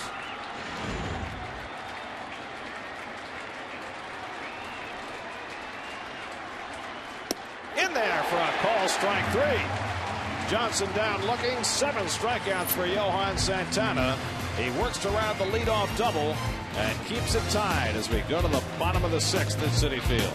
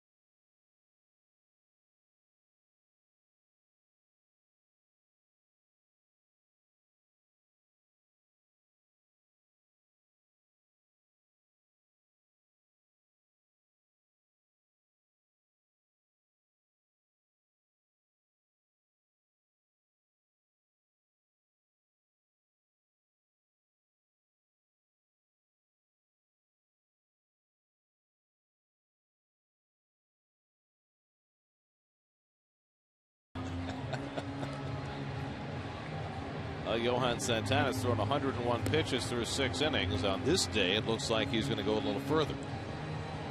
See those 89 wins since 2004. Roy Oswalt is second on that list with 86. But he has been the best pitcher in baseball over the last half decade. His winning percentage in that time is almost 700. Ungodly numbers. Well, he's due up third here in the bottom of the 6th inning. Fernando Tatis to lead things off against Josh Johnson, and Tatis fouls it off. Now Tatis and Castro, the 7 and 8 hitters, between them are 4 for 4 today and have half of the Mets hits. So they'll try and get something working here in the 6th inning. Tatis has singled to right, singled to left. He's stolen a base. He's scored a run. 4 for 9 in this series. And he rockets one to deep left field. Back goes Hermida, going back, looking up, and it's out of here! They call it a home run. It was touched by the fan leaning over. The second base umpire, Dale Scott, said home run. We may get a replay, but for the moment, Tatis has homered to give the Mets a 3-2 lead. Freddie Gonzalez is heading out to challenge the call. Clearly a fan reached out. The question is, was it over the orange line when it was touched? And we may well get a replay. And that's what Freddie's telling the second base umpire, Dale Scott. He saw a fan reach over and asking Dale, how far did they reach over? You see right there, the fan reached over, but the ball went over the orange line. It went over the orange line, and the fan missed it. Yep. Went right through his hands and clearly went over the orange line, and that is absolutely a home run. So Tatis has his first of the year, a 3 for 3 day, and the Mets have a 3-2 lead. And while the umpires confer and still may look at a replay, I think it's pretty clear it's a home run, and Santana knows it. He knew it even if it wasn't a home run. He's got vested interest. Yes, he does. And run belongs to him. Now remember, the rule is now, Dale Scott has now called it a home run. The only way, if they look at a replay to change it, it has to be clear and convincing. And it's obviously, after whatever site they look at, it will not change that call. Well, A, the fan didn't touch the ball, and B, the ball went over the line. But they have called for a replay, and now the umpires will head off. There's a replay monitor in the hallway between the field and the umpires' locker room. And assuming the equipment works well, they will be shown the replays from a central office in Major League Baseball headquarters, and they will thus make their decision. It's a little hard to tell from that straightaway angle, and that's the angle that Freddie Gonzalez had. Dale Scott, though, the second base umpire, had a little better angle watching it from short center field. He did. He got out there about 5-6 steps and was able to see that on a different angle. So our first controversial home run at Citi Field. But you see the orange line, and you see the ball go over the orange line and hit the railing, and the fan, I don't think it mattered whether he touched the ball or not. I don't think he did touch the ball, but the ball clearly went over the line. Well, sometimes it's good that you have a fan out there that didn't make his high school team. The miss, and we saw it clearly. Well, I think Tatis knows he's got it. Freddie Gonzalez is hoping for a ruling that would change the call. But with Dale Scott, who is the second base umpire and the crew chief on this unit, having already called it a home run and having already viewed the replays as we have, I think you can be fairly certain that that home run will stand and the Mets will have the lead after the umpires get through watching the video. Now, the other consequence of this video replay rule is now you have a pitcher, Josh Johnson, standing on the mound and having to wait through this delay. It's easier for Jerry Manuel because Santana now has the lead. He can make a decision that if it's too long to go to his bullpen, but no one warming up yet for the Mets. The goal is to get these things done in 2 minutes. Good luck with that, because that's not going to happen. And the other part about it is once the umpires look at the replay and make a decision, you're not allowed to argue after that. It's like a ball strike call or a balk. Once they've looked at the replay and made their final decision, you're finished.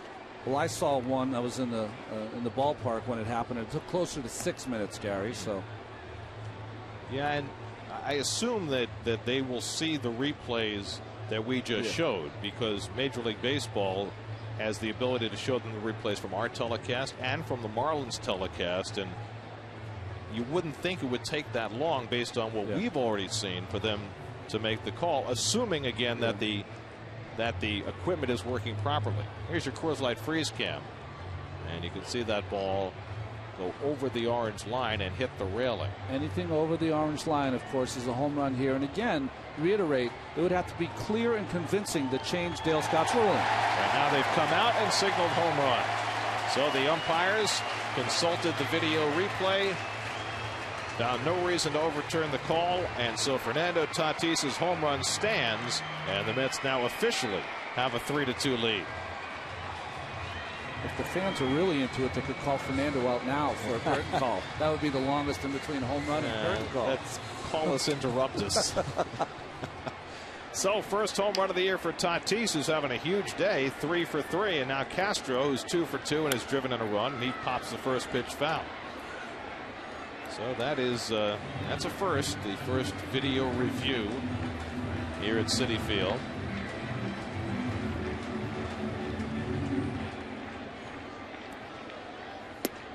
And most importantly for the Mets, they have the lead for the first time today. And you know, we never get to do it that often, but you have to commend the umpires. Dale Scott was out there and got it right in the first call. We looked at it 20 times. 1-2 to Castro. Tells you how good Major League umpires are. Reniel Pinto up in the bullpen behind Josh Johnson, who's now given up 3 runs and 9 hits. And misses with the slider to Castro, 2-2. And Santana is out on deck to bat for himself, hoping Castro will get aboard and give him another chance to bunt. But he goes down swinging at the slider, and that's the 3rd strikeout for Josh Johnson. So 1 out in the bottom of the 6th. And now Santana.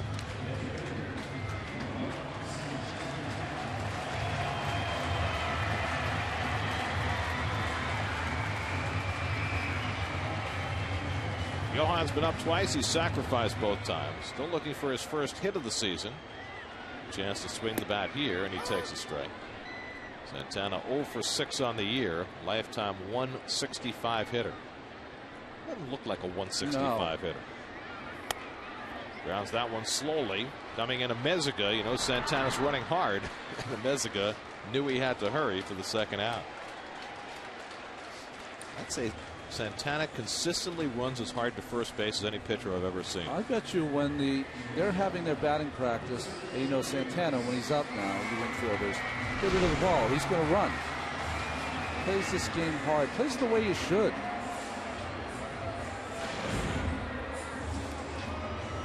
So he'll get ready to go back to the mound for the 7th inning. Meanwhile, Jose Reyes bats with 2 out and nobody on. Reyes delivered the keynote today for the Mets with a first inning triple. And he runs up and takes a strike. Since then, he's grounded out and walked. So Jose is 1 for 2.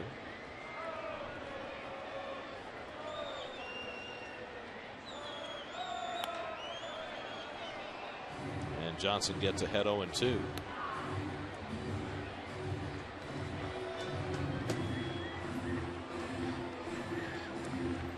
Alex Cora on deck.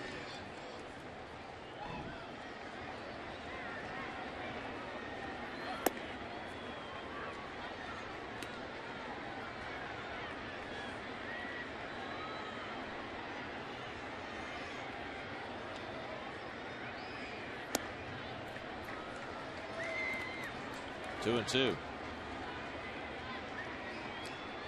Reyes just looks a little bit off right now. It's not that he's chasing bad balls, it's just that he's not, just doesn't look in the groove. 3-2 now. Johnson still throwing hard here in the 6th inning. About to throw his 100th pitch of the afternoon. 3-2 to Reyes. Fouls at the plate. I always judge when I watch Jose. When he his swings, he's off balance a little bit. You know, when he's not off balance, and it's almost like he's swinging at about 85%. He keeps on balance. When he's swinging a little over that, that's when he starts to lose his balance a little bit.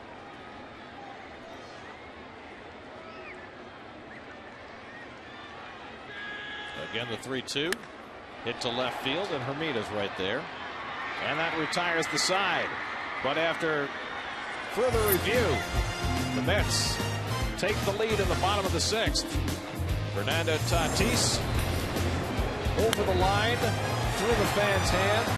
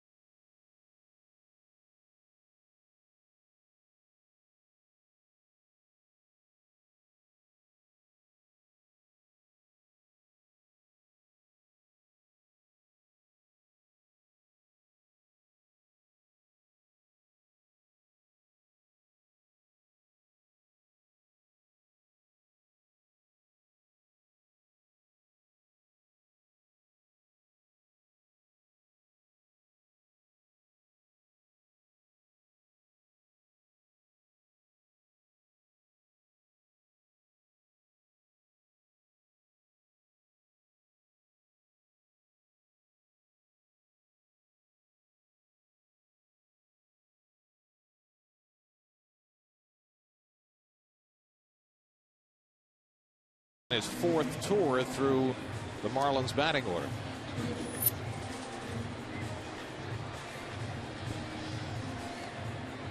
Santana's given up 5 hits, 2 runs, both in the first inning. He's walked 3, 1 intentionally. He struck out 7. So the leadoff hitter Emilio Bonifacio, then Cameron Maybin and Wes Helms to face Santana in the 7th. And the Mets will keep the bullpen busy in case Johan needs help. Begins the inning with 101 pitches. And Bonifacio takes a strike. Bonifacio 1 for 3 and a bloop single to right in the 3rd. Tried to bunt his way on in the 5th, and Tatis and Cora combined to make a fine play to get him.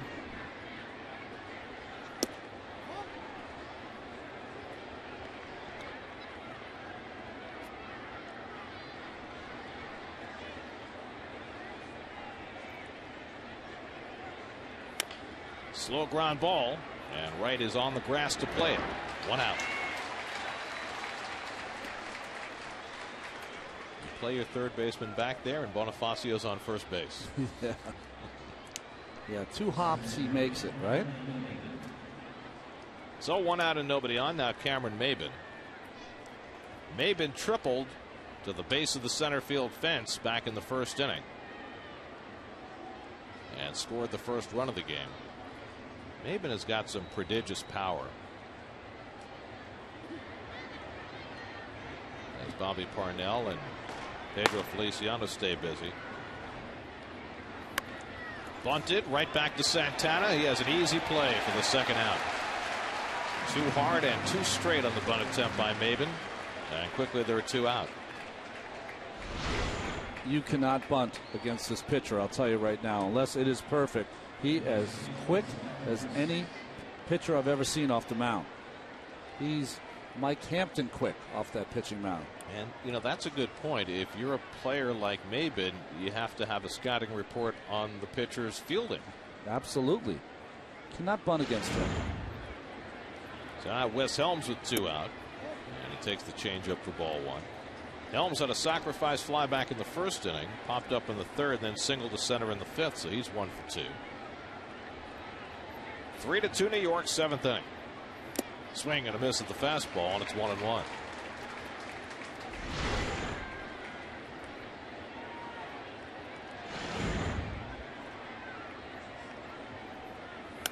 Fouled away. If Santana can throw 1 more pitch to get out of this inning, does that buy him a chance to start the 8th? You know, he'd like to. I don't think he will, though. This will be his 110th pitch of the game.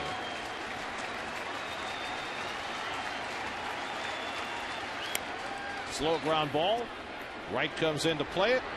Throws out Helms. Side retired. A 1-2-3 inning for Johan Santana.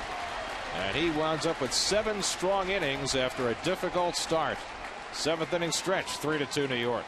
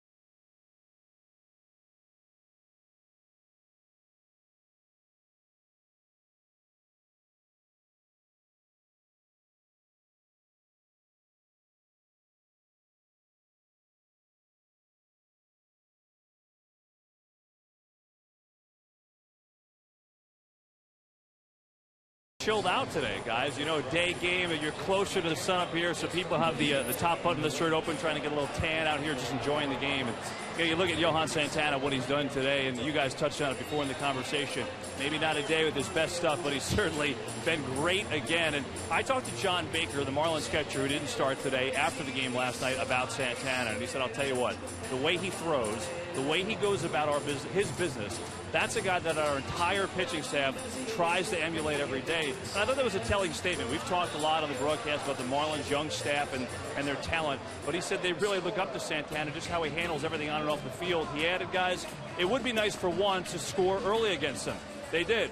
The problem is they haven't scored since. Back to you. Great job of managing the game by Santana. Remember to log on to sny.tv/Pepsi Clutch and vote for the New York Mets Pepsi Clutch Performer of the Month. The 3 candidates for April are Carlos Beltran, Luis Castillo, and Johan Santana. After voting, fans will have the chance to enter to win 2 tickets to sit in the Pepsi porch at an upcoming Mets game this season. Santana accepting congratulations on a job very well done after a difficult beginning today, and now both starters are out. Reniel Pinto takes over for the Marlins. And Alex Cora looking to bunt his way on. Foul tips it, 0-1. It's a telltale sign for the starting pitcher. If you get the man hug from Jerry, your day's done. Well, he threw 109 pitches today, and you'd have to say that this was as good a job of managing a difficult start as we've seen from Johan in some time.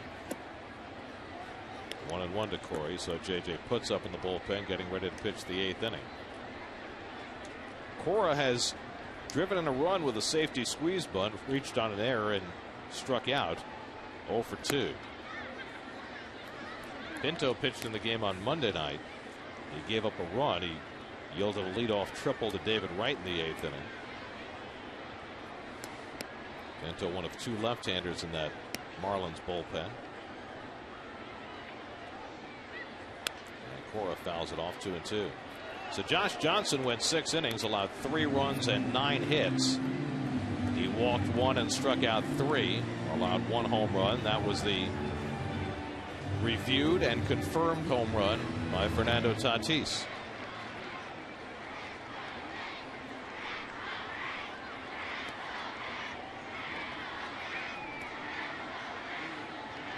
And by the way, speaking of Tatis, quite a job he's done filling in these last few days for Carlos Delgado at first base.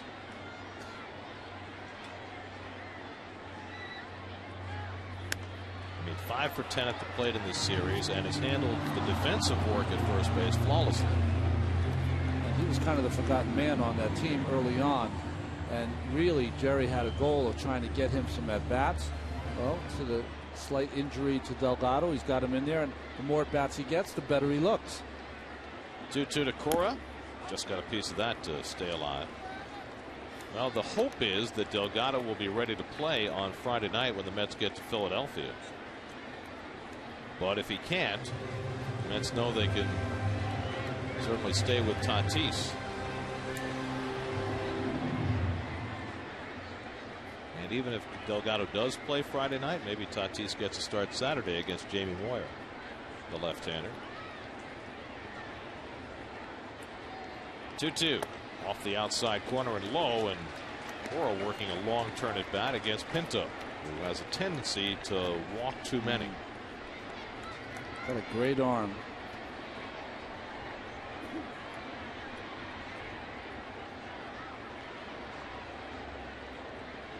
Murphy and Beltran to follow here in the 7th. 3-2 to Cora. Line drive, right field, base hit. So Alex Cora, another terrific turn at bat. He had some of those last night as well. This ball is down on the corner, covered by Cora. That's the 4th time in 2 days that Cora's had an at bat in which he worked a 3-2 count. Last night he had a walk on a 3-2 count, a double on a 3-2 count, and a strikeout. And today, after an 8-pitch at bat, he gets that base hit. So here's Murphy, who has a bunt single today, 1 for 3. That's looking for insurance in the bottom of the 7th. We'll see how they play it. I think you'd love to play hit and run with Murphy here, wouldn't you? You would. See the defense here, double play depth. Helms in. The only problem you have hit and run with Pinto, you don't know if he's going to throw a strike. Yeah. Well, Helms in close enough that he's looking for a bunt at third. And Murphy squares and takes outside, ball one. So at least on the first pitch, Murphy showing sacrifice, and that'll keep Helms in on the grass and give Murphy a chance to slap one by him. I would put the hit and run on here only because we've seen Daniel, if he has any Achilles heel, it certainly would be his bunting. Does have a bunt for a hit today, but the sacrifice has eluded him. Pinto trying to find out whether Murphy's bunting, and Daniel didn't give it away. Mets now have 10 hits on the afternoon. They've had base runners in every inning. And Murphy that time did give it away and bunts. Helms handles it. His play will be to first. And Cora takes a wide turn as initially nobody covered third, and then three guys ran in that general direction to keep Cora at second. Well, like anything else, Daniel working on his game. Stays right in there, that fastball away, good bunt. Helms thought about it, but Cora got a very good jump. He would have had to throw that on the run, so opted for the out at first base.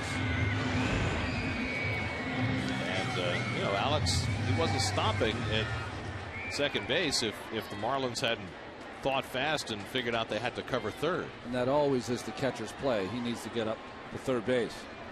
So here's Beltran with a runner in scoring position, batting right-handed now for the first time today. Takes a strike. Carlos has had just 11 at bats as a right-hand hitter this year. 4 for 11 with a home run. Burke Badenhop, who was the winning pitcher in the game last night, gets up in the Marlins bullpen. And Beltran watches low, 1-1. Mets have still faced only one left-handed starter this year. They'll get their second on Saturday when they face Jamie Moyer. David Wright waiting on deck.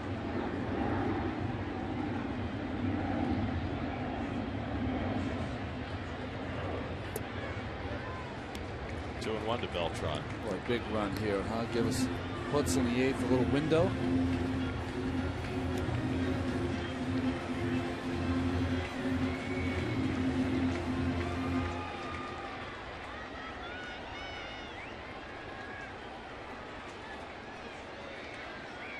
He'll take another one. When you've been where he was last year, you'll take as many as you can get. Hit hard. Helms with a nice backhand stop, and then gets up and throws out Beltran. Cora advances after the throw, but now there are two out. Nice play by Helms, taking a double away from Beltran. Hit hard by Beltran down that line. Smothered by Helms. Quick, accurate throw. Didn't pay any mind to Cora because it doesn't matter. Even if he takes third, there's two outs.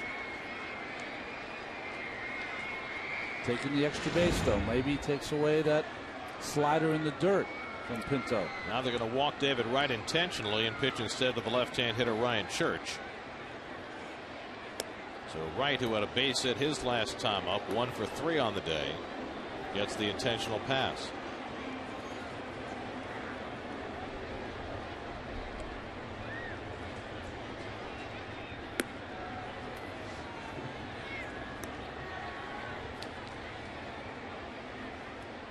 Carlos Delgado, who had a cortisone shot in his hip, trying to work his way back. It's kind of a chronic problem with Carlos that he aggravated on a slide into third on Sunday. And hopefully the Mets can get him back in there Friday night. Meanwhile, he's exercising his hands. Never let those hands be idle. No. We used to squeeze those things all the time as kids. Sad that if you didn't have that, you could always use a tennis ball. Rubber ball. But do you shake any hands with any big league player, you'll know they're a major league player just by the way they shake your hand. So strong. Ryan Church coming to the plate, the only Met regular without a hit today, as Mark Wiley visits the mound to talk to Pinto. You know, of course, Church is going to stay in there against the left-hander. He plays against both righties and lefties. But if you ever thought, boy, you have have Sheffield on the bench, because you want to hit Sheffield here. The reason you wouldn't is because at some point Jeremy Reed will come in to play left field, and you need Sheffield would have to play right field. Single game tickets for the remainder of the inaugural season at Citi Field go on sale this Sunday, May 3rd at 10 a.m. Visit Mets.com or get to the phone at 718-507-TIXX. Church faced Pinto on Monday night and hit a sacrifice fly to drive in a run. See, he's only had 7 at-bats against lefties so far this season. Corey is at third, right at first with 2 down. Mets have already left 7 runners on base. Well, this is an advantage here for Church because they're going to hold right on like they have to, of course. David, a threat to steal, that opens up that hole. Mets are just 1 for 6 with runners in scoring position today. Looking to add to a 3-2 lead in the 7th.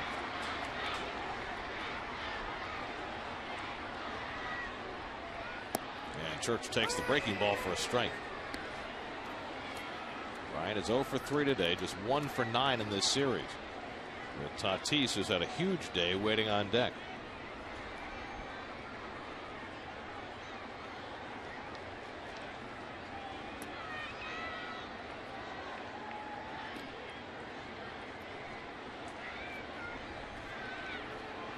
Wright has stolen 2 bases this year.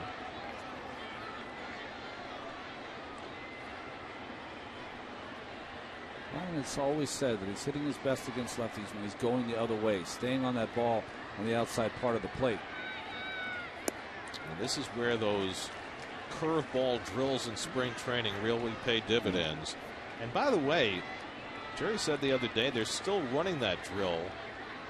In spring training, they'd throw 80 curveballs in a row and you try and hit them all to the opposite field. Now they're throwing 15 or 20. But they're staying with that in the cage every day.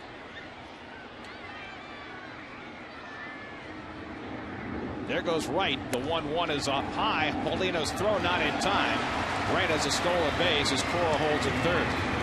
Third stolen base of the year for Wright, and now there are 2 in scoring position for Church. Well, the Mets taking advantage of the backup catcher Paulino. He's now 2 for 12 throwing out runners. And going on first movement was David. Nice jump. So now a base hit for Church could play 2. 2-1 from Pinto, pulled on the ground. Cantu with a beautiful sprawling grab, and Pinto catches the low throw to end the inning. That's the second time Cantu's made a big play with 2 out and 2 in scoring position. Cantu got Reyes's ball in the second inning, and now he handles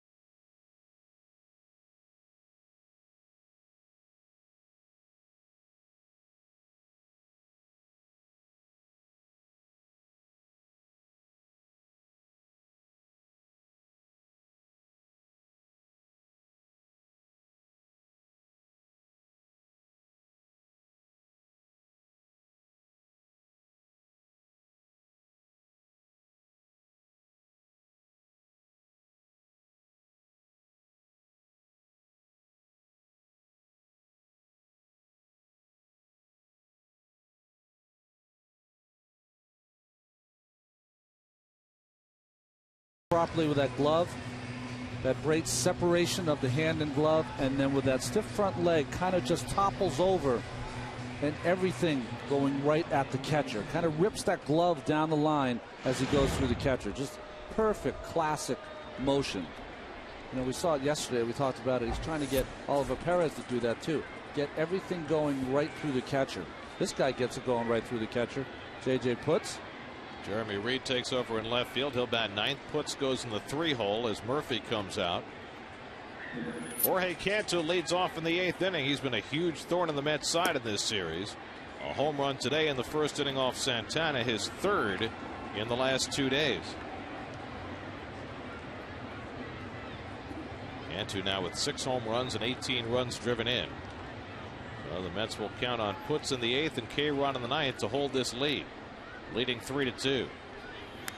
Foul back, and it's 1-1 to Cantu. Santana threw 109 pitches over 7 innings. He allowed 2 runs and 5 hits, 3 walks. 2 of those were intentional, 7 strikeouts and a home run. And Santana's ERA ballooned up to 1.10. Struggling. Wow. Leo Nunez is up in the Florida bullpen.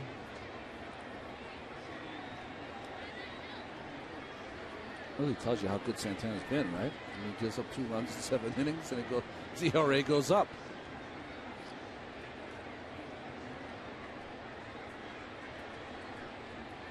Putz pitched in the opening game of the series on Monday night. He gave up a hit and a walk, and he also got hit on the palm by a comebacker off the bat of John Baker. Good breaking ball. He's ahead on Cantu, 1-2. Boy, this is a good split finger. This is the great thing about J.J. Putz, is that he can throw that split finger to both sides of the plate, outside and down to the righties, outside and down to the lefties.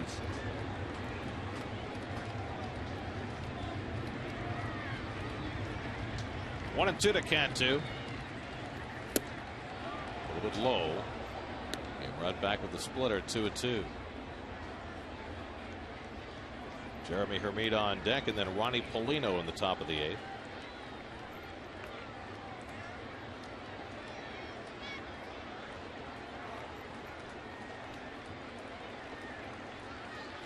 Two too high with the fastball. 3-2.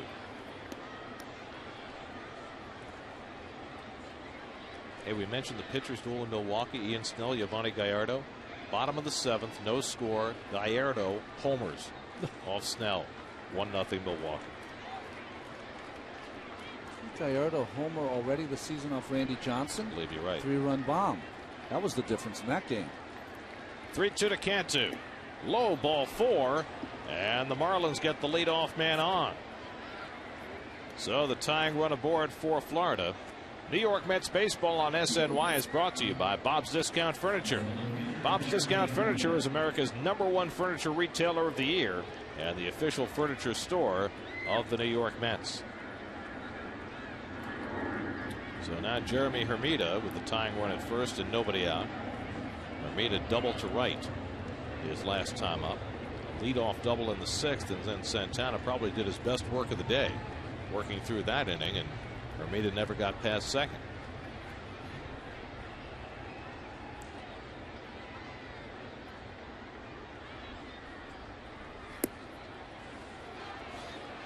Second straight outing in which Putz has allowed the leadoff man to get on against him. That is not a good formula for any relief pitcher, especially in a 1-run game. 1-run game, and also when you get the runner on, Putz, one of the things that is not a strength for him is that he does have a very deliberate move to the plate.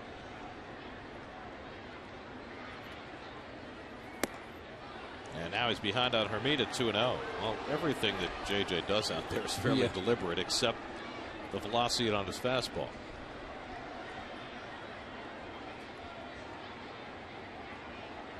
Ronnie Polino waiting on deck. By the way, another note on the Milwaukee-Pittsburgh game. You know that the Brewers have beaten the Pirates 14 straight times now.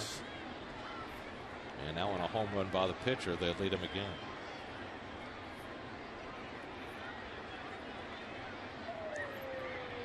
Two 2-0 to Hermida. And Putz pours over the fastball. 2-1.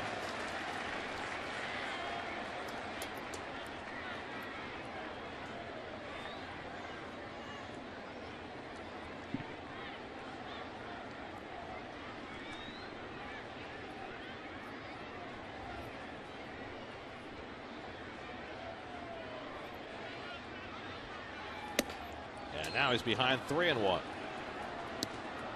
So it's not coming easily for Putz, who was ahead on Cantu and then lost him to a walk, and now behind on Hermida. 3-1. Hermida already with 3 home runs this year. Just 1 for 10 in this series. That double his last time up. His only hit in the 3 games. Now the 3-1 from Putz, and it's fouled down the left field side. 3-2.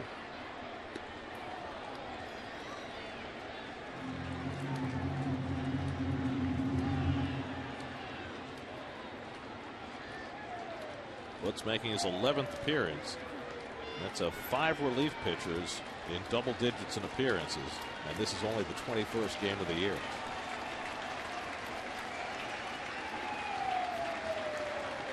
Three and 2 now to Hermida. Fouled it back.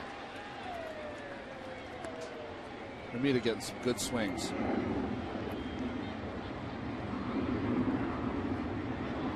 Putz opted for the 3-2 forkball or split finger to Cantu. Ended up with the walk. I just think that he's going to come with a fastball here.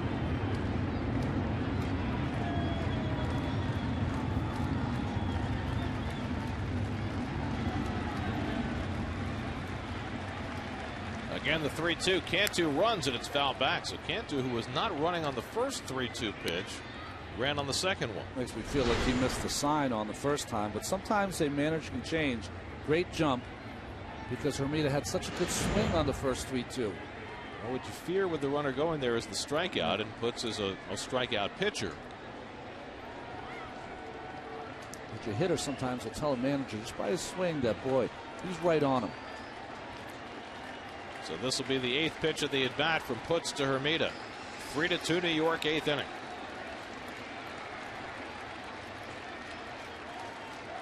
Not going, and it's fouled off his foot. So which time did he miss the sign?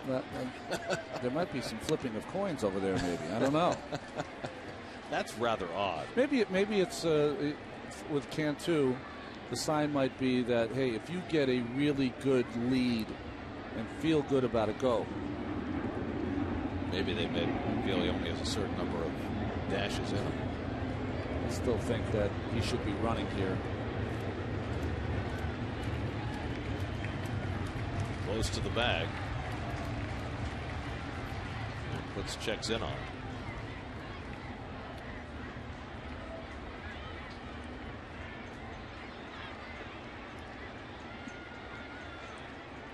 When the Marlins brought up all those young players a few years ago, Ugla and Ramirez and Mike Jacobs, the guy they were highest on was Hermida. He's got a lot of talent. Cantu runs, pitches high, ball 4, and so Putz has issued back-to-back walks to start the 8th inning. So Putz is in a mess. The Marlins trying to come from a run down. We'll check in with the studio. Chris Carlin, a New York State Smokers Quit Line game break.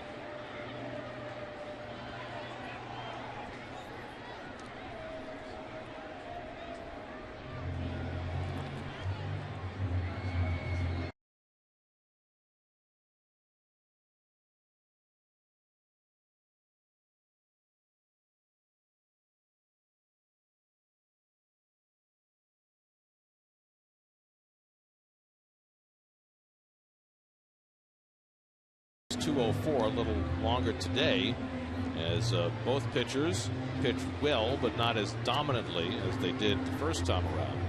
And now with the Mets sporting a 1-run lead in the 8th, that lead is in jeopardy with Cantu at second, Hermida at first, nobody out. Ronnie Paulino coming up, and the Mets will look for the bunt as Bobby Parnell loosening up behind Putz. First time we've seen that. Paulino is 0 for 3. Mets have the corners in, looking for the sacrifice with Cody Ross on deck. And Paulino giving himself up. And bunts it out in front of the plate. Putz will have to go to first. Sacrifice successful, 1-3. And now the tying and lead runs are in scoring position with 1 out.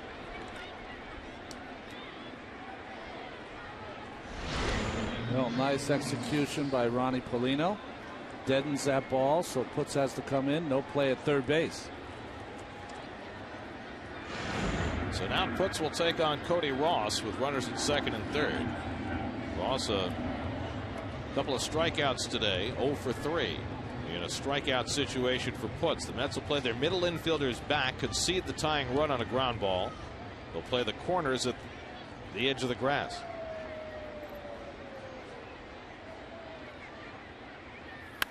Hit hard off Putz's glove, center field, base hit, and the Marlins will take the lead.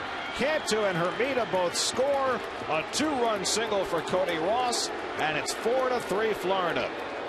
So the back-to-back walks blow up on J.J. Putz, and the Marlins have the lead.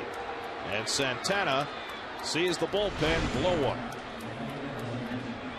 Well, fastball right down the middle. Good hitting by Ross, who is a great fastball, first ball fastball hitter. Remember, Santana had a similar circumstance in the fourth. Was able to get Ross out with runners on second and third. Putz not able to do it here in the eighth. Well, 7 times last year Santana left with a lead, only to have the bullpen blow it for him. It's the first time this season. 4-3 Florida. Now Alfredo Amezaga with Ross at first and 1 out.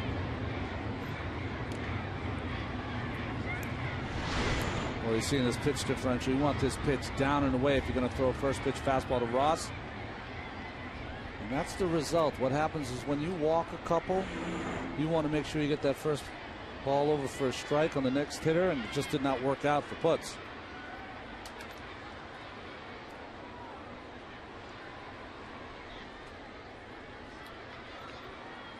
Pitch out, and Ross isn't going anywhere. Well, the Mets bullpen has been fairly airtight with the lead this year, but last night Sean Green gave it up with a 4-run 7th. First time all year the Mets lost a game where they led after 6 innings. And now this afternoon with a 3-2 lead, Putz comes on, walks the first 2 hitters in the 8th, and they both scored. 1-0 to Amezaga, and that's in for a strike, 1-1. Ross Gload has come out on deck. The bat for the pitcher, Reniel Pinto, who's now pitcher of record on the long side.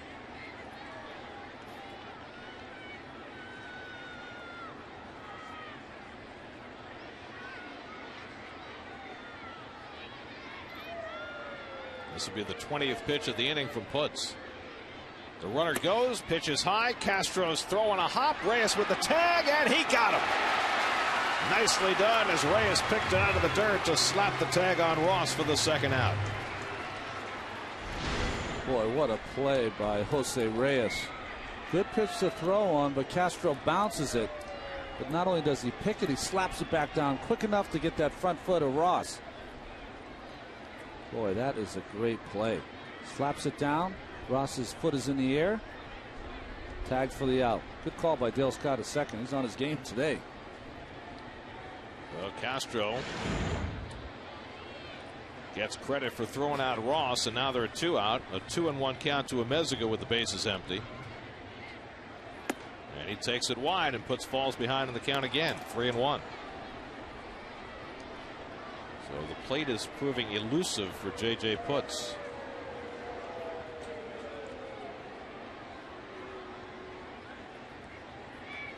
J.J. had walked 4 in 10 innings before his outing today. There's a strike, and it's 3-2 to Amezaga. In the bottom of the 8th inning, the Mets will have the lower third of the order. That's been the power of their order today. Tatis and Castro have combined to go 5 for 6. They'll be the first 2 men up in the bottom of the inning. 3-2 to Amezaga. Popped it up. Down toward those jutting stands. And it goes into the stands to keep Amezaga alive. At Shea Stadium, that's an out. That's very interesting, isn't it? That one day after Jerry calling his team out for being a little having anxiety late in games and not coming back, put in that position straight away. And Tough inning for Putz.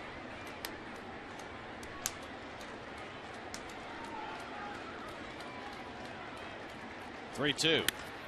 Punch to left, right at Jeremy Reed, and he picks it off to end the inning. But J.J. Putz putting himself in a hole with a couple of walks, and Cody Ross coming through with a base hit right.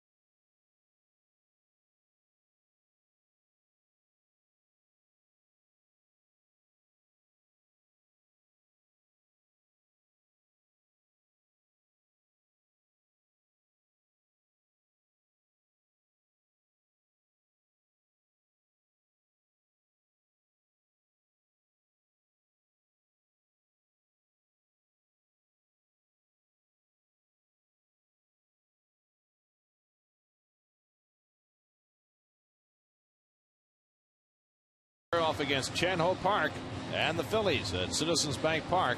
Mets Phillies coverage begins Friday at 6:30 on SNY.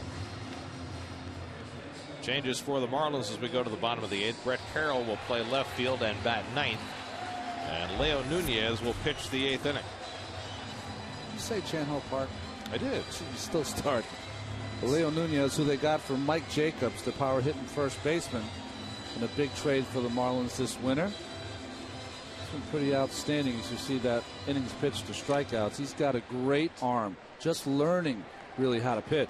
Nunez pitched the 8th inning yesterday, gave up a hit, and that hit was to Fernando Tatis, who's 3 for 3 today, including a home run. Bounces this one, though, out to Amezaga. 1 pitch and 1 out in the bottom of the 8th inning. So Tatis, who had 4 consecutive hits going into that at bat, is finally retired. 1 out and nobody on. Now Ramon Castro. Behind Castro now is Jeremy Reed, who came in for defense in the top of the inning. Castro is 2 for 3, twice a single to left. One of those times he drove in a run. The Mets were down 2-0 in this game before they ever came to bat. They got a run in the first, a run in the fourth, and a Tatis homer in the 6th to take the lead. But after Santana gave up the 2 in the first and had thrown up 6 zeros after that, J.J. Putz came out of the bullpen and gave up 2 in the 8th. And so the Mets are playing from behind late. Castro pops one up. The second baseman Bonifacio taking charge, and there are 2 out. 3 pitches, 2 outs, and this is exactly what Jerry Manuel was talking about after the game last night. The Mets gave up the lead yesterday and really had nothing going on offense the last few innings of the game, and he chalked that up to anxiety.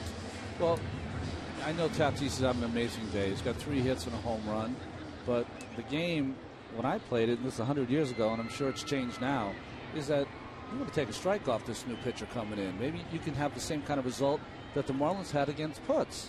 Get a guy on, get something going. So one pitch, 1 out kills you. So Jeremy Reed will bat for the first time. Well, it's almost as though they're all going up there just thinking, Okay, it's a one-run game. I'm going to tie it up with one swing. K-Rod's up in the bullpen, even though unless the Mets get a couple of runs here, there's no save chance in the offing. Driven to right field. Back goes Ross to the warning track. Can't get it, and it takes the angle, bounce off the wall. Reed with a long way to run. He's around second on his way to third. Ross just now recovering it, and Reed pulls into third base with a triple. The second triple of the game for the Mets as the angled wall in the Mo zone came into play. It's interesting how Ross played this. It looked like he thought he was going to give it a shot, but didn't even come close. And once that got off that wall, of course, nice hitting by Reed.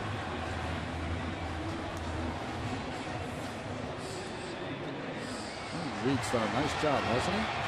Off the bench, pinch hitting. Not pinch hitting there, he went in for defense. His second triple of the year. The Mets now have 11 triples in their last 10 games, and here's the guy who had the first one today, Reyes, who hit one over Ross's head in right field. Looking to get that tying run home from third with 2 out. Way outside. Polino reaching to snatch it, 1-0. Remember that on a wild pitch, there's no guarantee the runner can score from third in this park. The only way that you have to watch it, if it's where Paulino has to reach way to his right or way to his left, you got a shot. But anything through him that goes straight back, you have to watch out. And that's because of 2 factors. One, because it's only 45 feet from home plate to the backstop. But the other thing, you've got a brick wall back there, and that ball can come back hard right back to the catcher. It's like the pitch back you had when you were a kid. Of course, if it's the Dunkin' Donuts sign, you never know where it's going to go. 2-0 now to Reyes with Reed faking down the line. And it's outside, ball 3. Alex Cora waiting on deck, and Cora's had a very nice series with the bat. Mets have 11 hits in this game.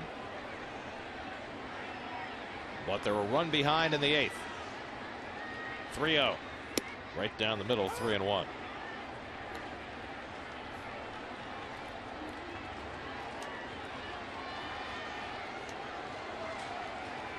Just like the Mets, middle infielders back for the Marlins, conceding the run.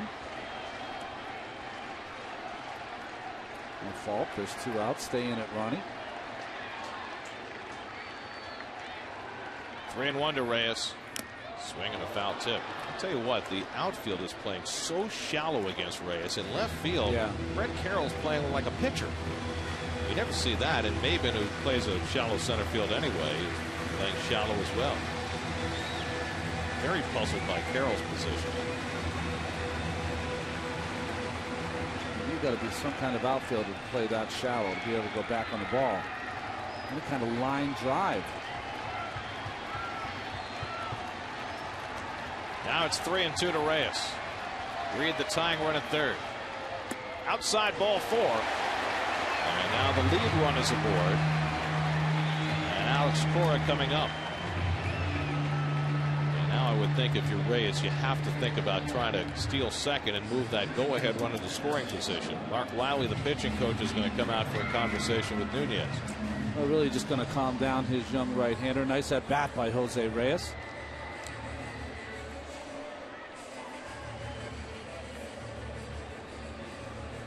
You would have to think if Carlos Delgado were available that you'd think about pinch hitting him in this spot. Yeah.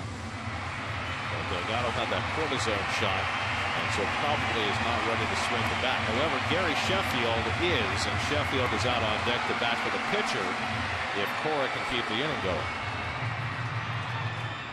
Sheffield, who has swung the bat very well the last couple of days. But it's Cora who has looked very good at the plate. A couple of hits last night, and a base hit his last time up today. He's already had a bunt, a safety squeeze to drive on a run back in the first inning. The Mets have not done much scoring late in games. And they'll have to do it here to avoid a defeat. Down 4-3 in the 8th. Reed at third, Reyes at first. Reyes has 4 steals this year. 2 down for Cora. 1 for 3 on the day. And Nunez is going to pay close attention to Mr. Reyes. There has not been a stolen base attempt with Nunez on the mound this year. And now they're calling Brett Carroll in a little closer. Carroll honestly was playing Reyes further in than he was playing Cora. Makes sense where he's playing against Alex.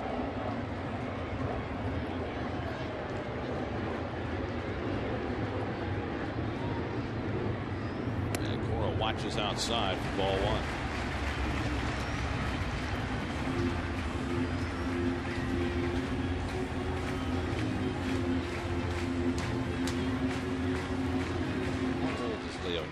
Look, I mean, he's got the whiskers on the chin, but other than that, he looks about 12.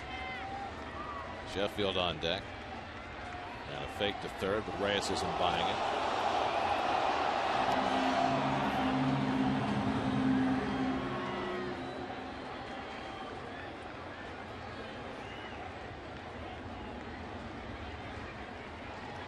The veteran Alex Cora.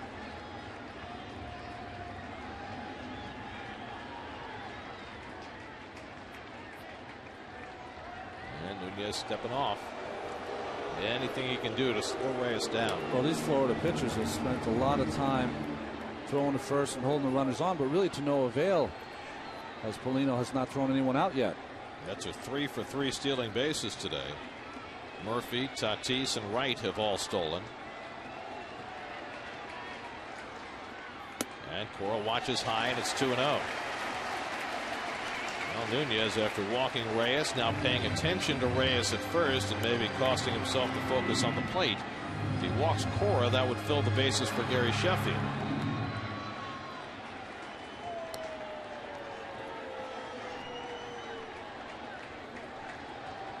(2-0), and that misses, ball 3. Well, Nunez easily retired the first 2 hitters, Tatis and Castro, on just 3 pitches, but then gave up the triple to Reed and the walk to Reyes, and now it's 3-0 to Cora. 4-3 Florida, 8th inning. Alex for sure will take a pitch here, and that's a strike.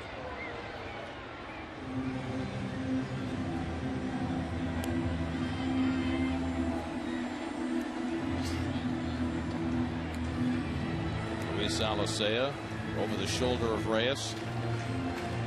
Ronnie Polino steps out in front of the plate to signal to his defense what they'll do if Reyes takes off.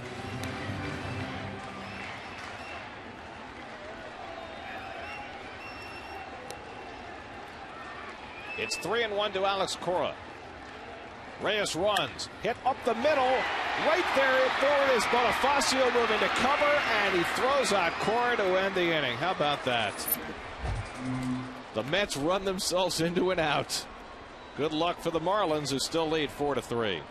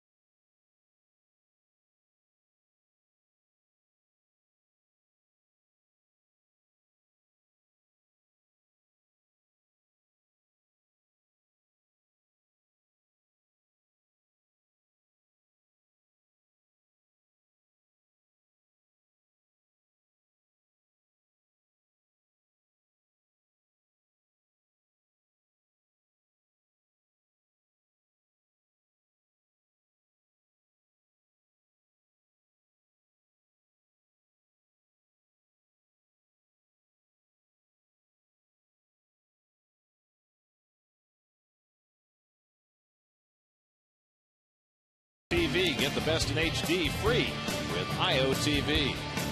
By White Castle. By Citi. and by Lexus.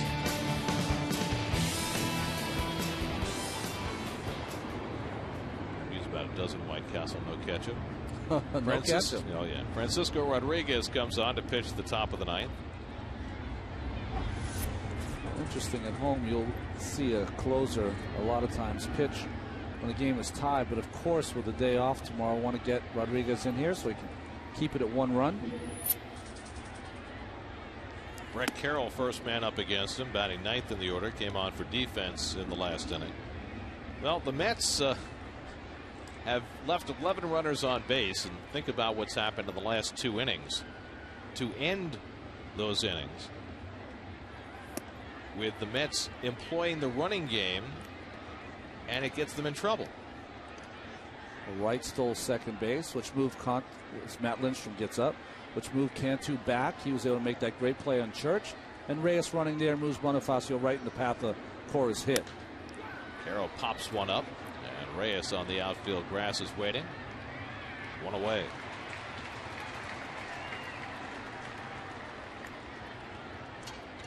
Well, the Mets will have the pitcher's spot. Beltran and Wright due up in the bottom of the 9th.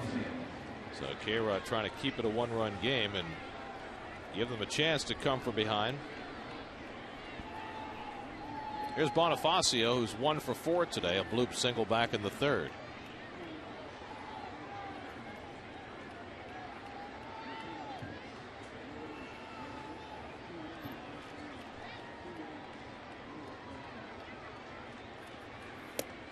And Bonifacio takes high for ball 1. The way the Mets are configured right now, there is a lot of urgency to win the games that Johan Santana starts. And, you know, Santana wasn't necessarily at his flat out best today, but he left the game with a lead.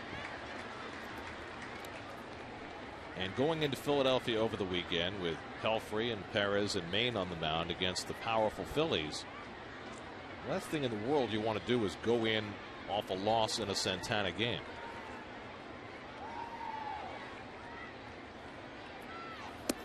Taken high, 2-1 to Bonifacio. You don't want to lose on your known days. You know, the unknown days, well, things are going to happen.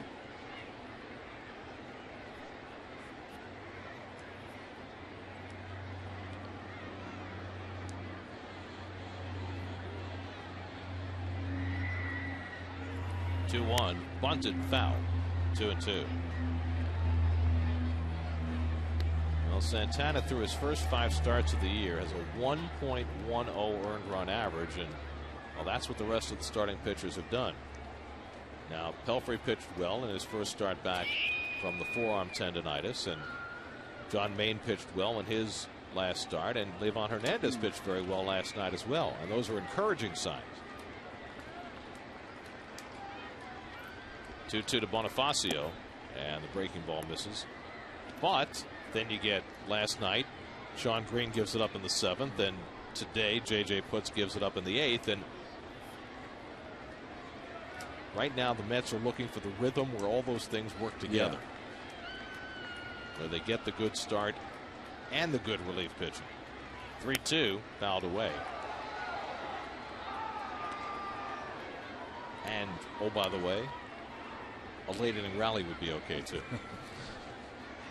Well, those late inning rallies really get you going, give you some momentum getting into Philadelphia. You have an off day where you can walk around with your shoulders back, a big smile on your face.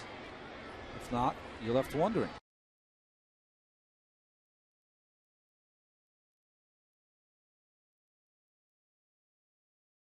Lindstrom pitched a 1-2, 3/9 for the save last night, and he was throwing gas. Be interesting to see if he can pull it off 2 days in a row, but you're right. He hit 100 on the stadium gun on one of his pitches last night. This will be the 8th pitch of the at bat to Bonifacio. Fouled away.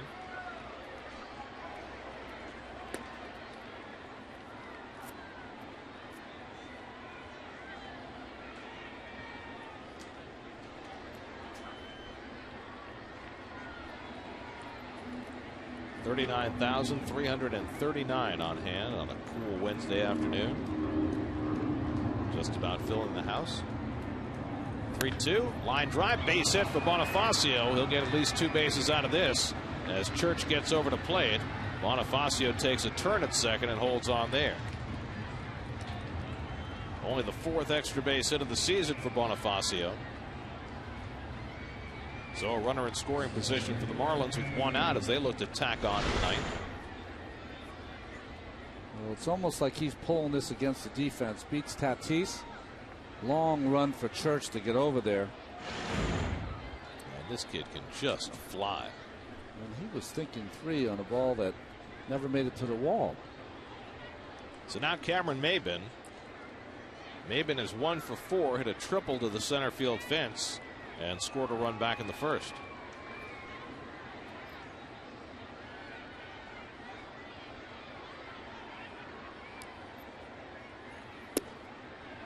And the curveball misses 1-0. Cameron Maybin grew up in Asheville, North Carolina.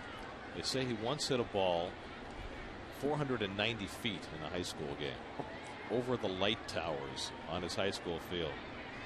His high school coach wanted to measure it. Grounded down to first, and Tatis plays it for the 2nd out as Bonifacio moves over to 3rd. But his coach felt embarrassed, so he asked. So the opposing coach volunteered to measure it for him, because he didn't want to show up the other team by measuring the home run. But the opposing coach understood this was pretty special, and so he measured it out. The tape ran out at 490, so it was probably actually a little longer than that. It's pretty good for a high school kid, right? Talking about high school, that Mr. Schuster, the Florida high school pitcher, finally ran out of luck. He had those 4 straight no-hitters in a row, going for 5 last night. Didn't get it. Tough luck. Here's Wes Helms, 1 for 3 and a sacrifice fly. Runner at 3rd with 2 out. And he pops it up a mile high. David Wright waiting for it to come down. Side retired. So K-Rod yields a double, but no runs. And now the Mets will have the pitcher's spot. Beltran and Wright to try and come from behind.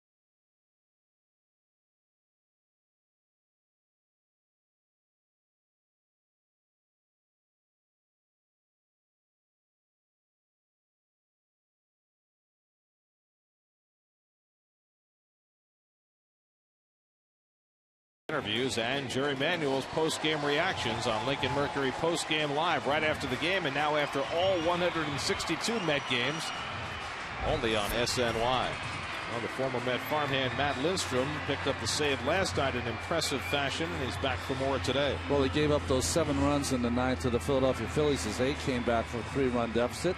Mets looking for more of the same today, but last night didn't see many pitchers in my day throw as hard as Lindstrom threw last night. throwing in the 98, 99, 100 range. Gary Sheffield pinch hitting for K-Rod, leading off in the last of the ninth. Then Beltran and Wright. So the Mets have the hitters up against Lindstrom. And the first pitch, 99 miles an hour, taken for ball one. Beltran on deck, and then Wright.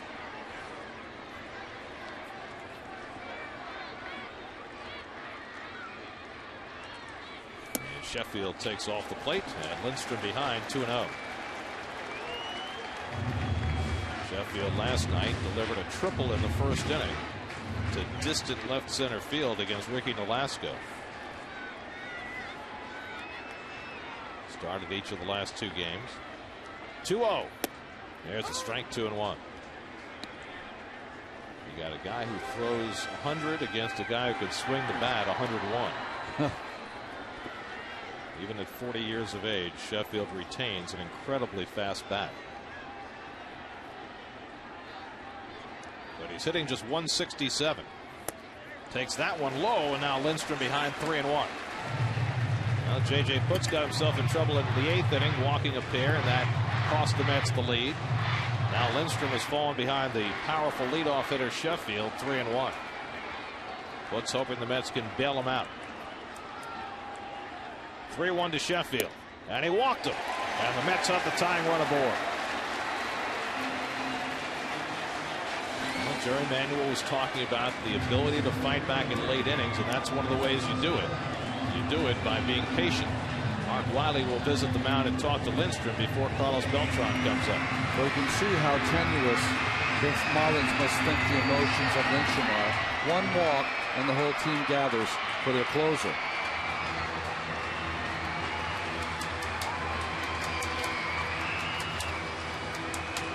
There have been times in his career when Carlos Beltran has given himself up to bunt in a spot like this. I would think, as well as he's swung the bat over the first month of the season, that as selfless as he might be at times, that he cannot even be considering bunting here. He's their best hitter. He's the league's best hitter. You have a shot to end this game. Extra base hit ties it. He's done well against Lindstrom. You saw the graphic, 3 for 7 with a home run. Carlos is 1 for 4 tonight. Tying run at first and nobody out. And Beltran watches ball one. Well, Lindstrom had that meltdown against the Phillies just a few days ago. Had a 3-0 lead going to the ninth and gave up 7, including a Shane Victorino grand slam.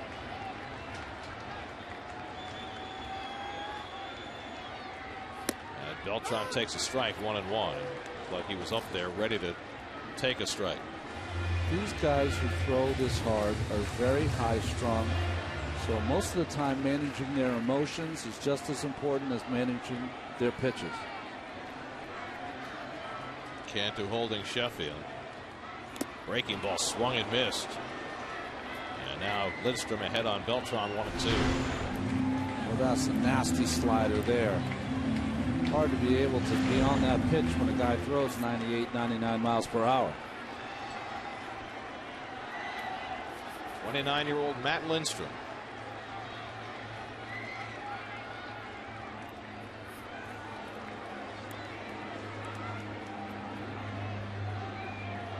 Marlins bullpen this year has been very up and very down. Got off to a terrible start, had a 25-inning scoreless streak, and then a very rough series against the Phillies.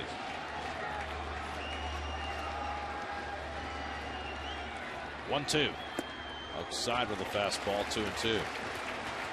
The story of this game so far is the Mets bullpen over the last 2 days has been the Mets bullpen has been their strength all season long, but a couple of hiccups the last 2 days. So now the Mets offense trying to bail them out, and so far a couple of good at bats. Sheffield drawing the walk, and Beltran, patient here, has worked it to 2-2. David Wright on deck. And Lindstrom worried about Sheffield, who's been dancing off first base like a pup.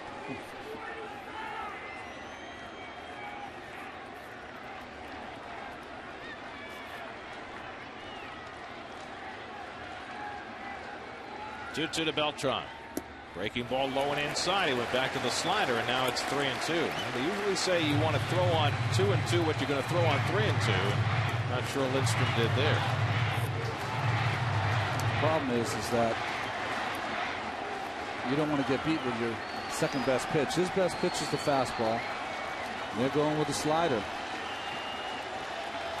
3-2 to Beltran.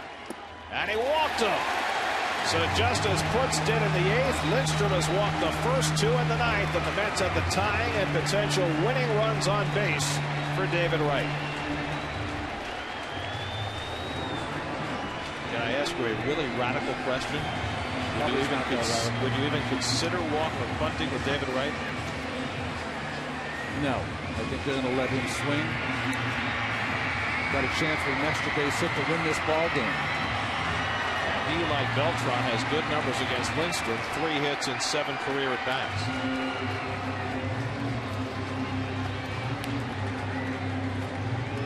See that defense, double play depth up the middle, very deep in the outfield. David is 1 for 3 and an intentional walk today. An extra base hit could win the game. First and second and nobody out. And Wright hits one in the air down the right field side, foul. Let's win this game. It'll be because of that 3-2 pitch to Beltran. I know he's leading the league, but at some point when you throw 98 miles an hour, party on. You gotta just challenge someone. Sheffield the tying run at second. Beltran the potential winning run at first. 4-3 Florida, last of the 9th.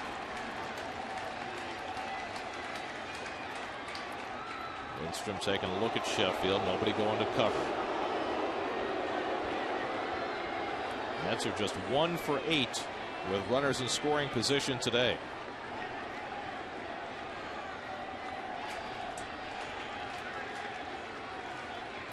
On 0-1, Wright swings and fouls it off. And now Lindstrom has him in a 2-strike hole. Well, nice swing here by David. It looked like he was on it. Just might have beat him a little inside.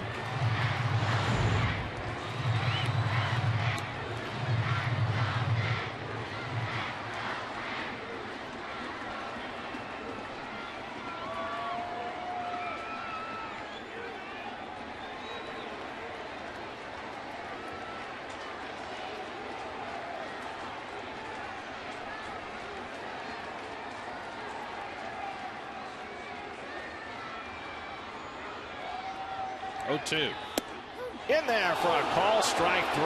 Letter high fastball at 99 miles an hour, and right down looking for the first out of the inning. Well, 3 straight fastballs inside. This last one 99 and right on the corner.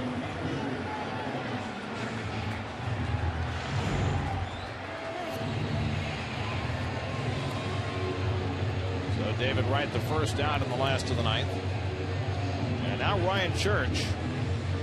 Church came up with second and third and 2 out in the 7th and hit a fairly hard ground ball that Cantu was able to smother and get the Marlins out of that jam. Now Church with another shot with 2 on and 1 out. And he takes a strike. Church is 0 for 4 today, just 1 for 10 in this series. Let's see what he's done against Lindstrom. Back-to-back walks, putting Lindstrom up against it.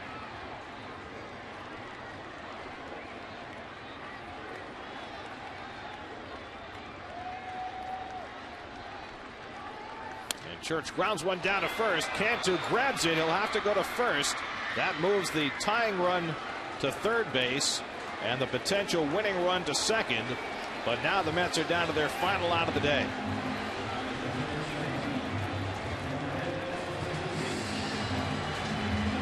I'm assuming that the reason Cantu didn't throw to second was because that ball came up on him. It came up. He was a little startled, and he's also does not have, you know, a lot of play over there at first base, so lacking the confidence maybe to make that real tough throw. What that means then is that a base hit could win it for New York. And you've got Fernando Tatis at the plate, who's 3 for 4 on the day and hit a home run to give the Mets the lead back in the 6th.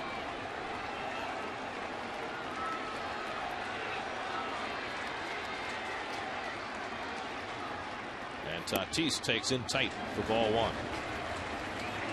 defensively for the Marlins. You can see their outfielders are very close, very tight. Power that Tatis has. Unusual to play that close to 2 outs. I know you want to play closer with a base hit. You don't want anything to go over your head. That would be a routine fly ball. And there have been 2 balls hit over Ross's head in right field already today.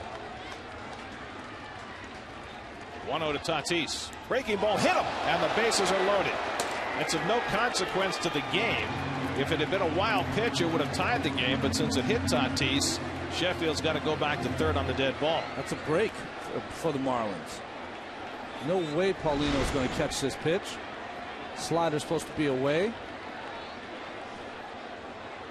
No way he makes that play.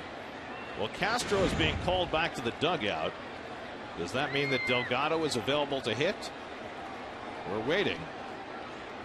Jerry Manuel going to a pinch hitter, but who is that pinch hitter going to be? Delgado, Castillo, and Santos, the only guys left in the Mets dugout.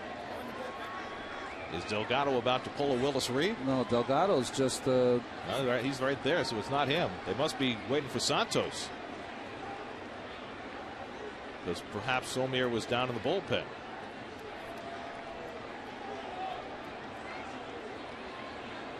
So 2 walks and a hit batsman have filled the bases here in the bottom of the 9th. This is going to irritate the other manager. And the home plate umpire Scott Barry is telling the Mets to get a move on. And the crew chief Dale Scott is coming in as well. They're telling him that Lindstrom can go ahead and throw. Get some warm-ups. Jerry Manuel pointing, and I assume he's pointing as if to say, my player was down in the bullpen, and here is Santos to bat for Castro. And what a turn of events this is. And I think the main reason why Jerry is doing this is because Santos has a little more speed. You hit a slow roller or something, a chance maybe to beat it out. A little more speed and a little more of a contact hitter, he's proven so far. Because Castro's had a good day at the plate. He's got 2 hits. But Santos will bat for Castro. Santos got that mojo working with the bases loaded too against his team. True. Hit the grand slam, the first ever grand slam at Citi Field here on Monday night against Anibal Sanchez. Now bats here in the most clutch of situations. Bases loaded, 2 out, bottom of the 9th, and the Mets down by 1 run.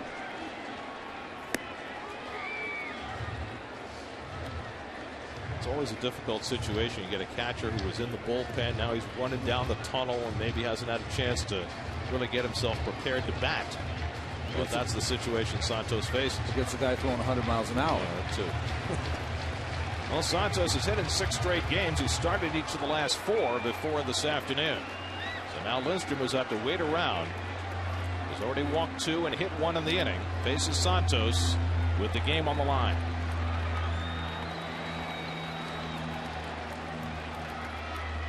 And Santos takes ball 1. Here's Santos trying to be a hero, playing today on his 28th birthday.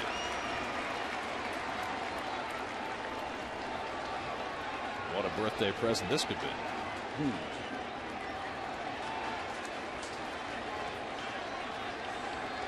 Outfield swung around to the right-hand side. 1-0. Up. Oh, a call strike. A pitch that appeared to be a little up and maybe a little away. Well, it looked like the same pitch that he called for a ball on the first pitch, but Lindstrom gets it here. From home plate umpire Scott Barry. That has not been a strike all day. Huge pitch there. Really. Difference between 1-1 and 2-0. Now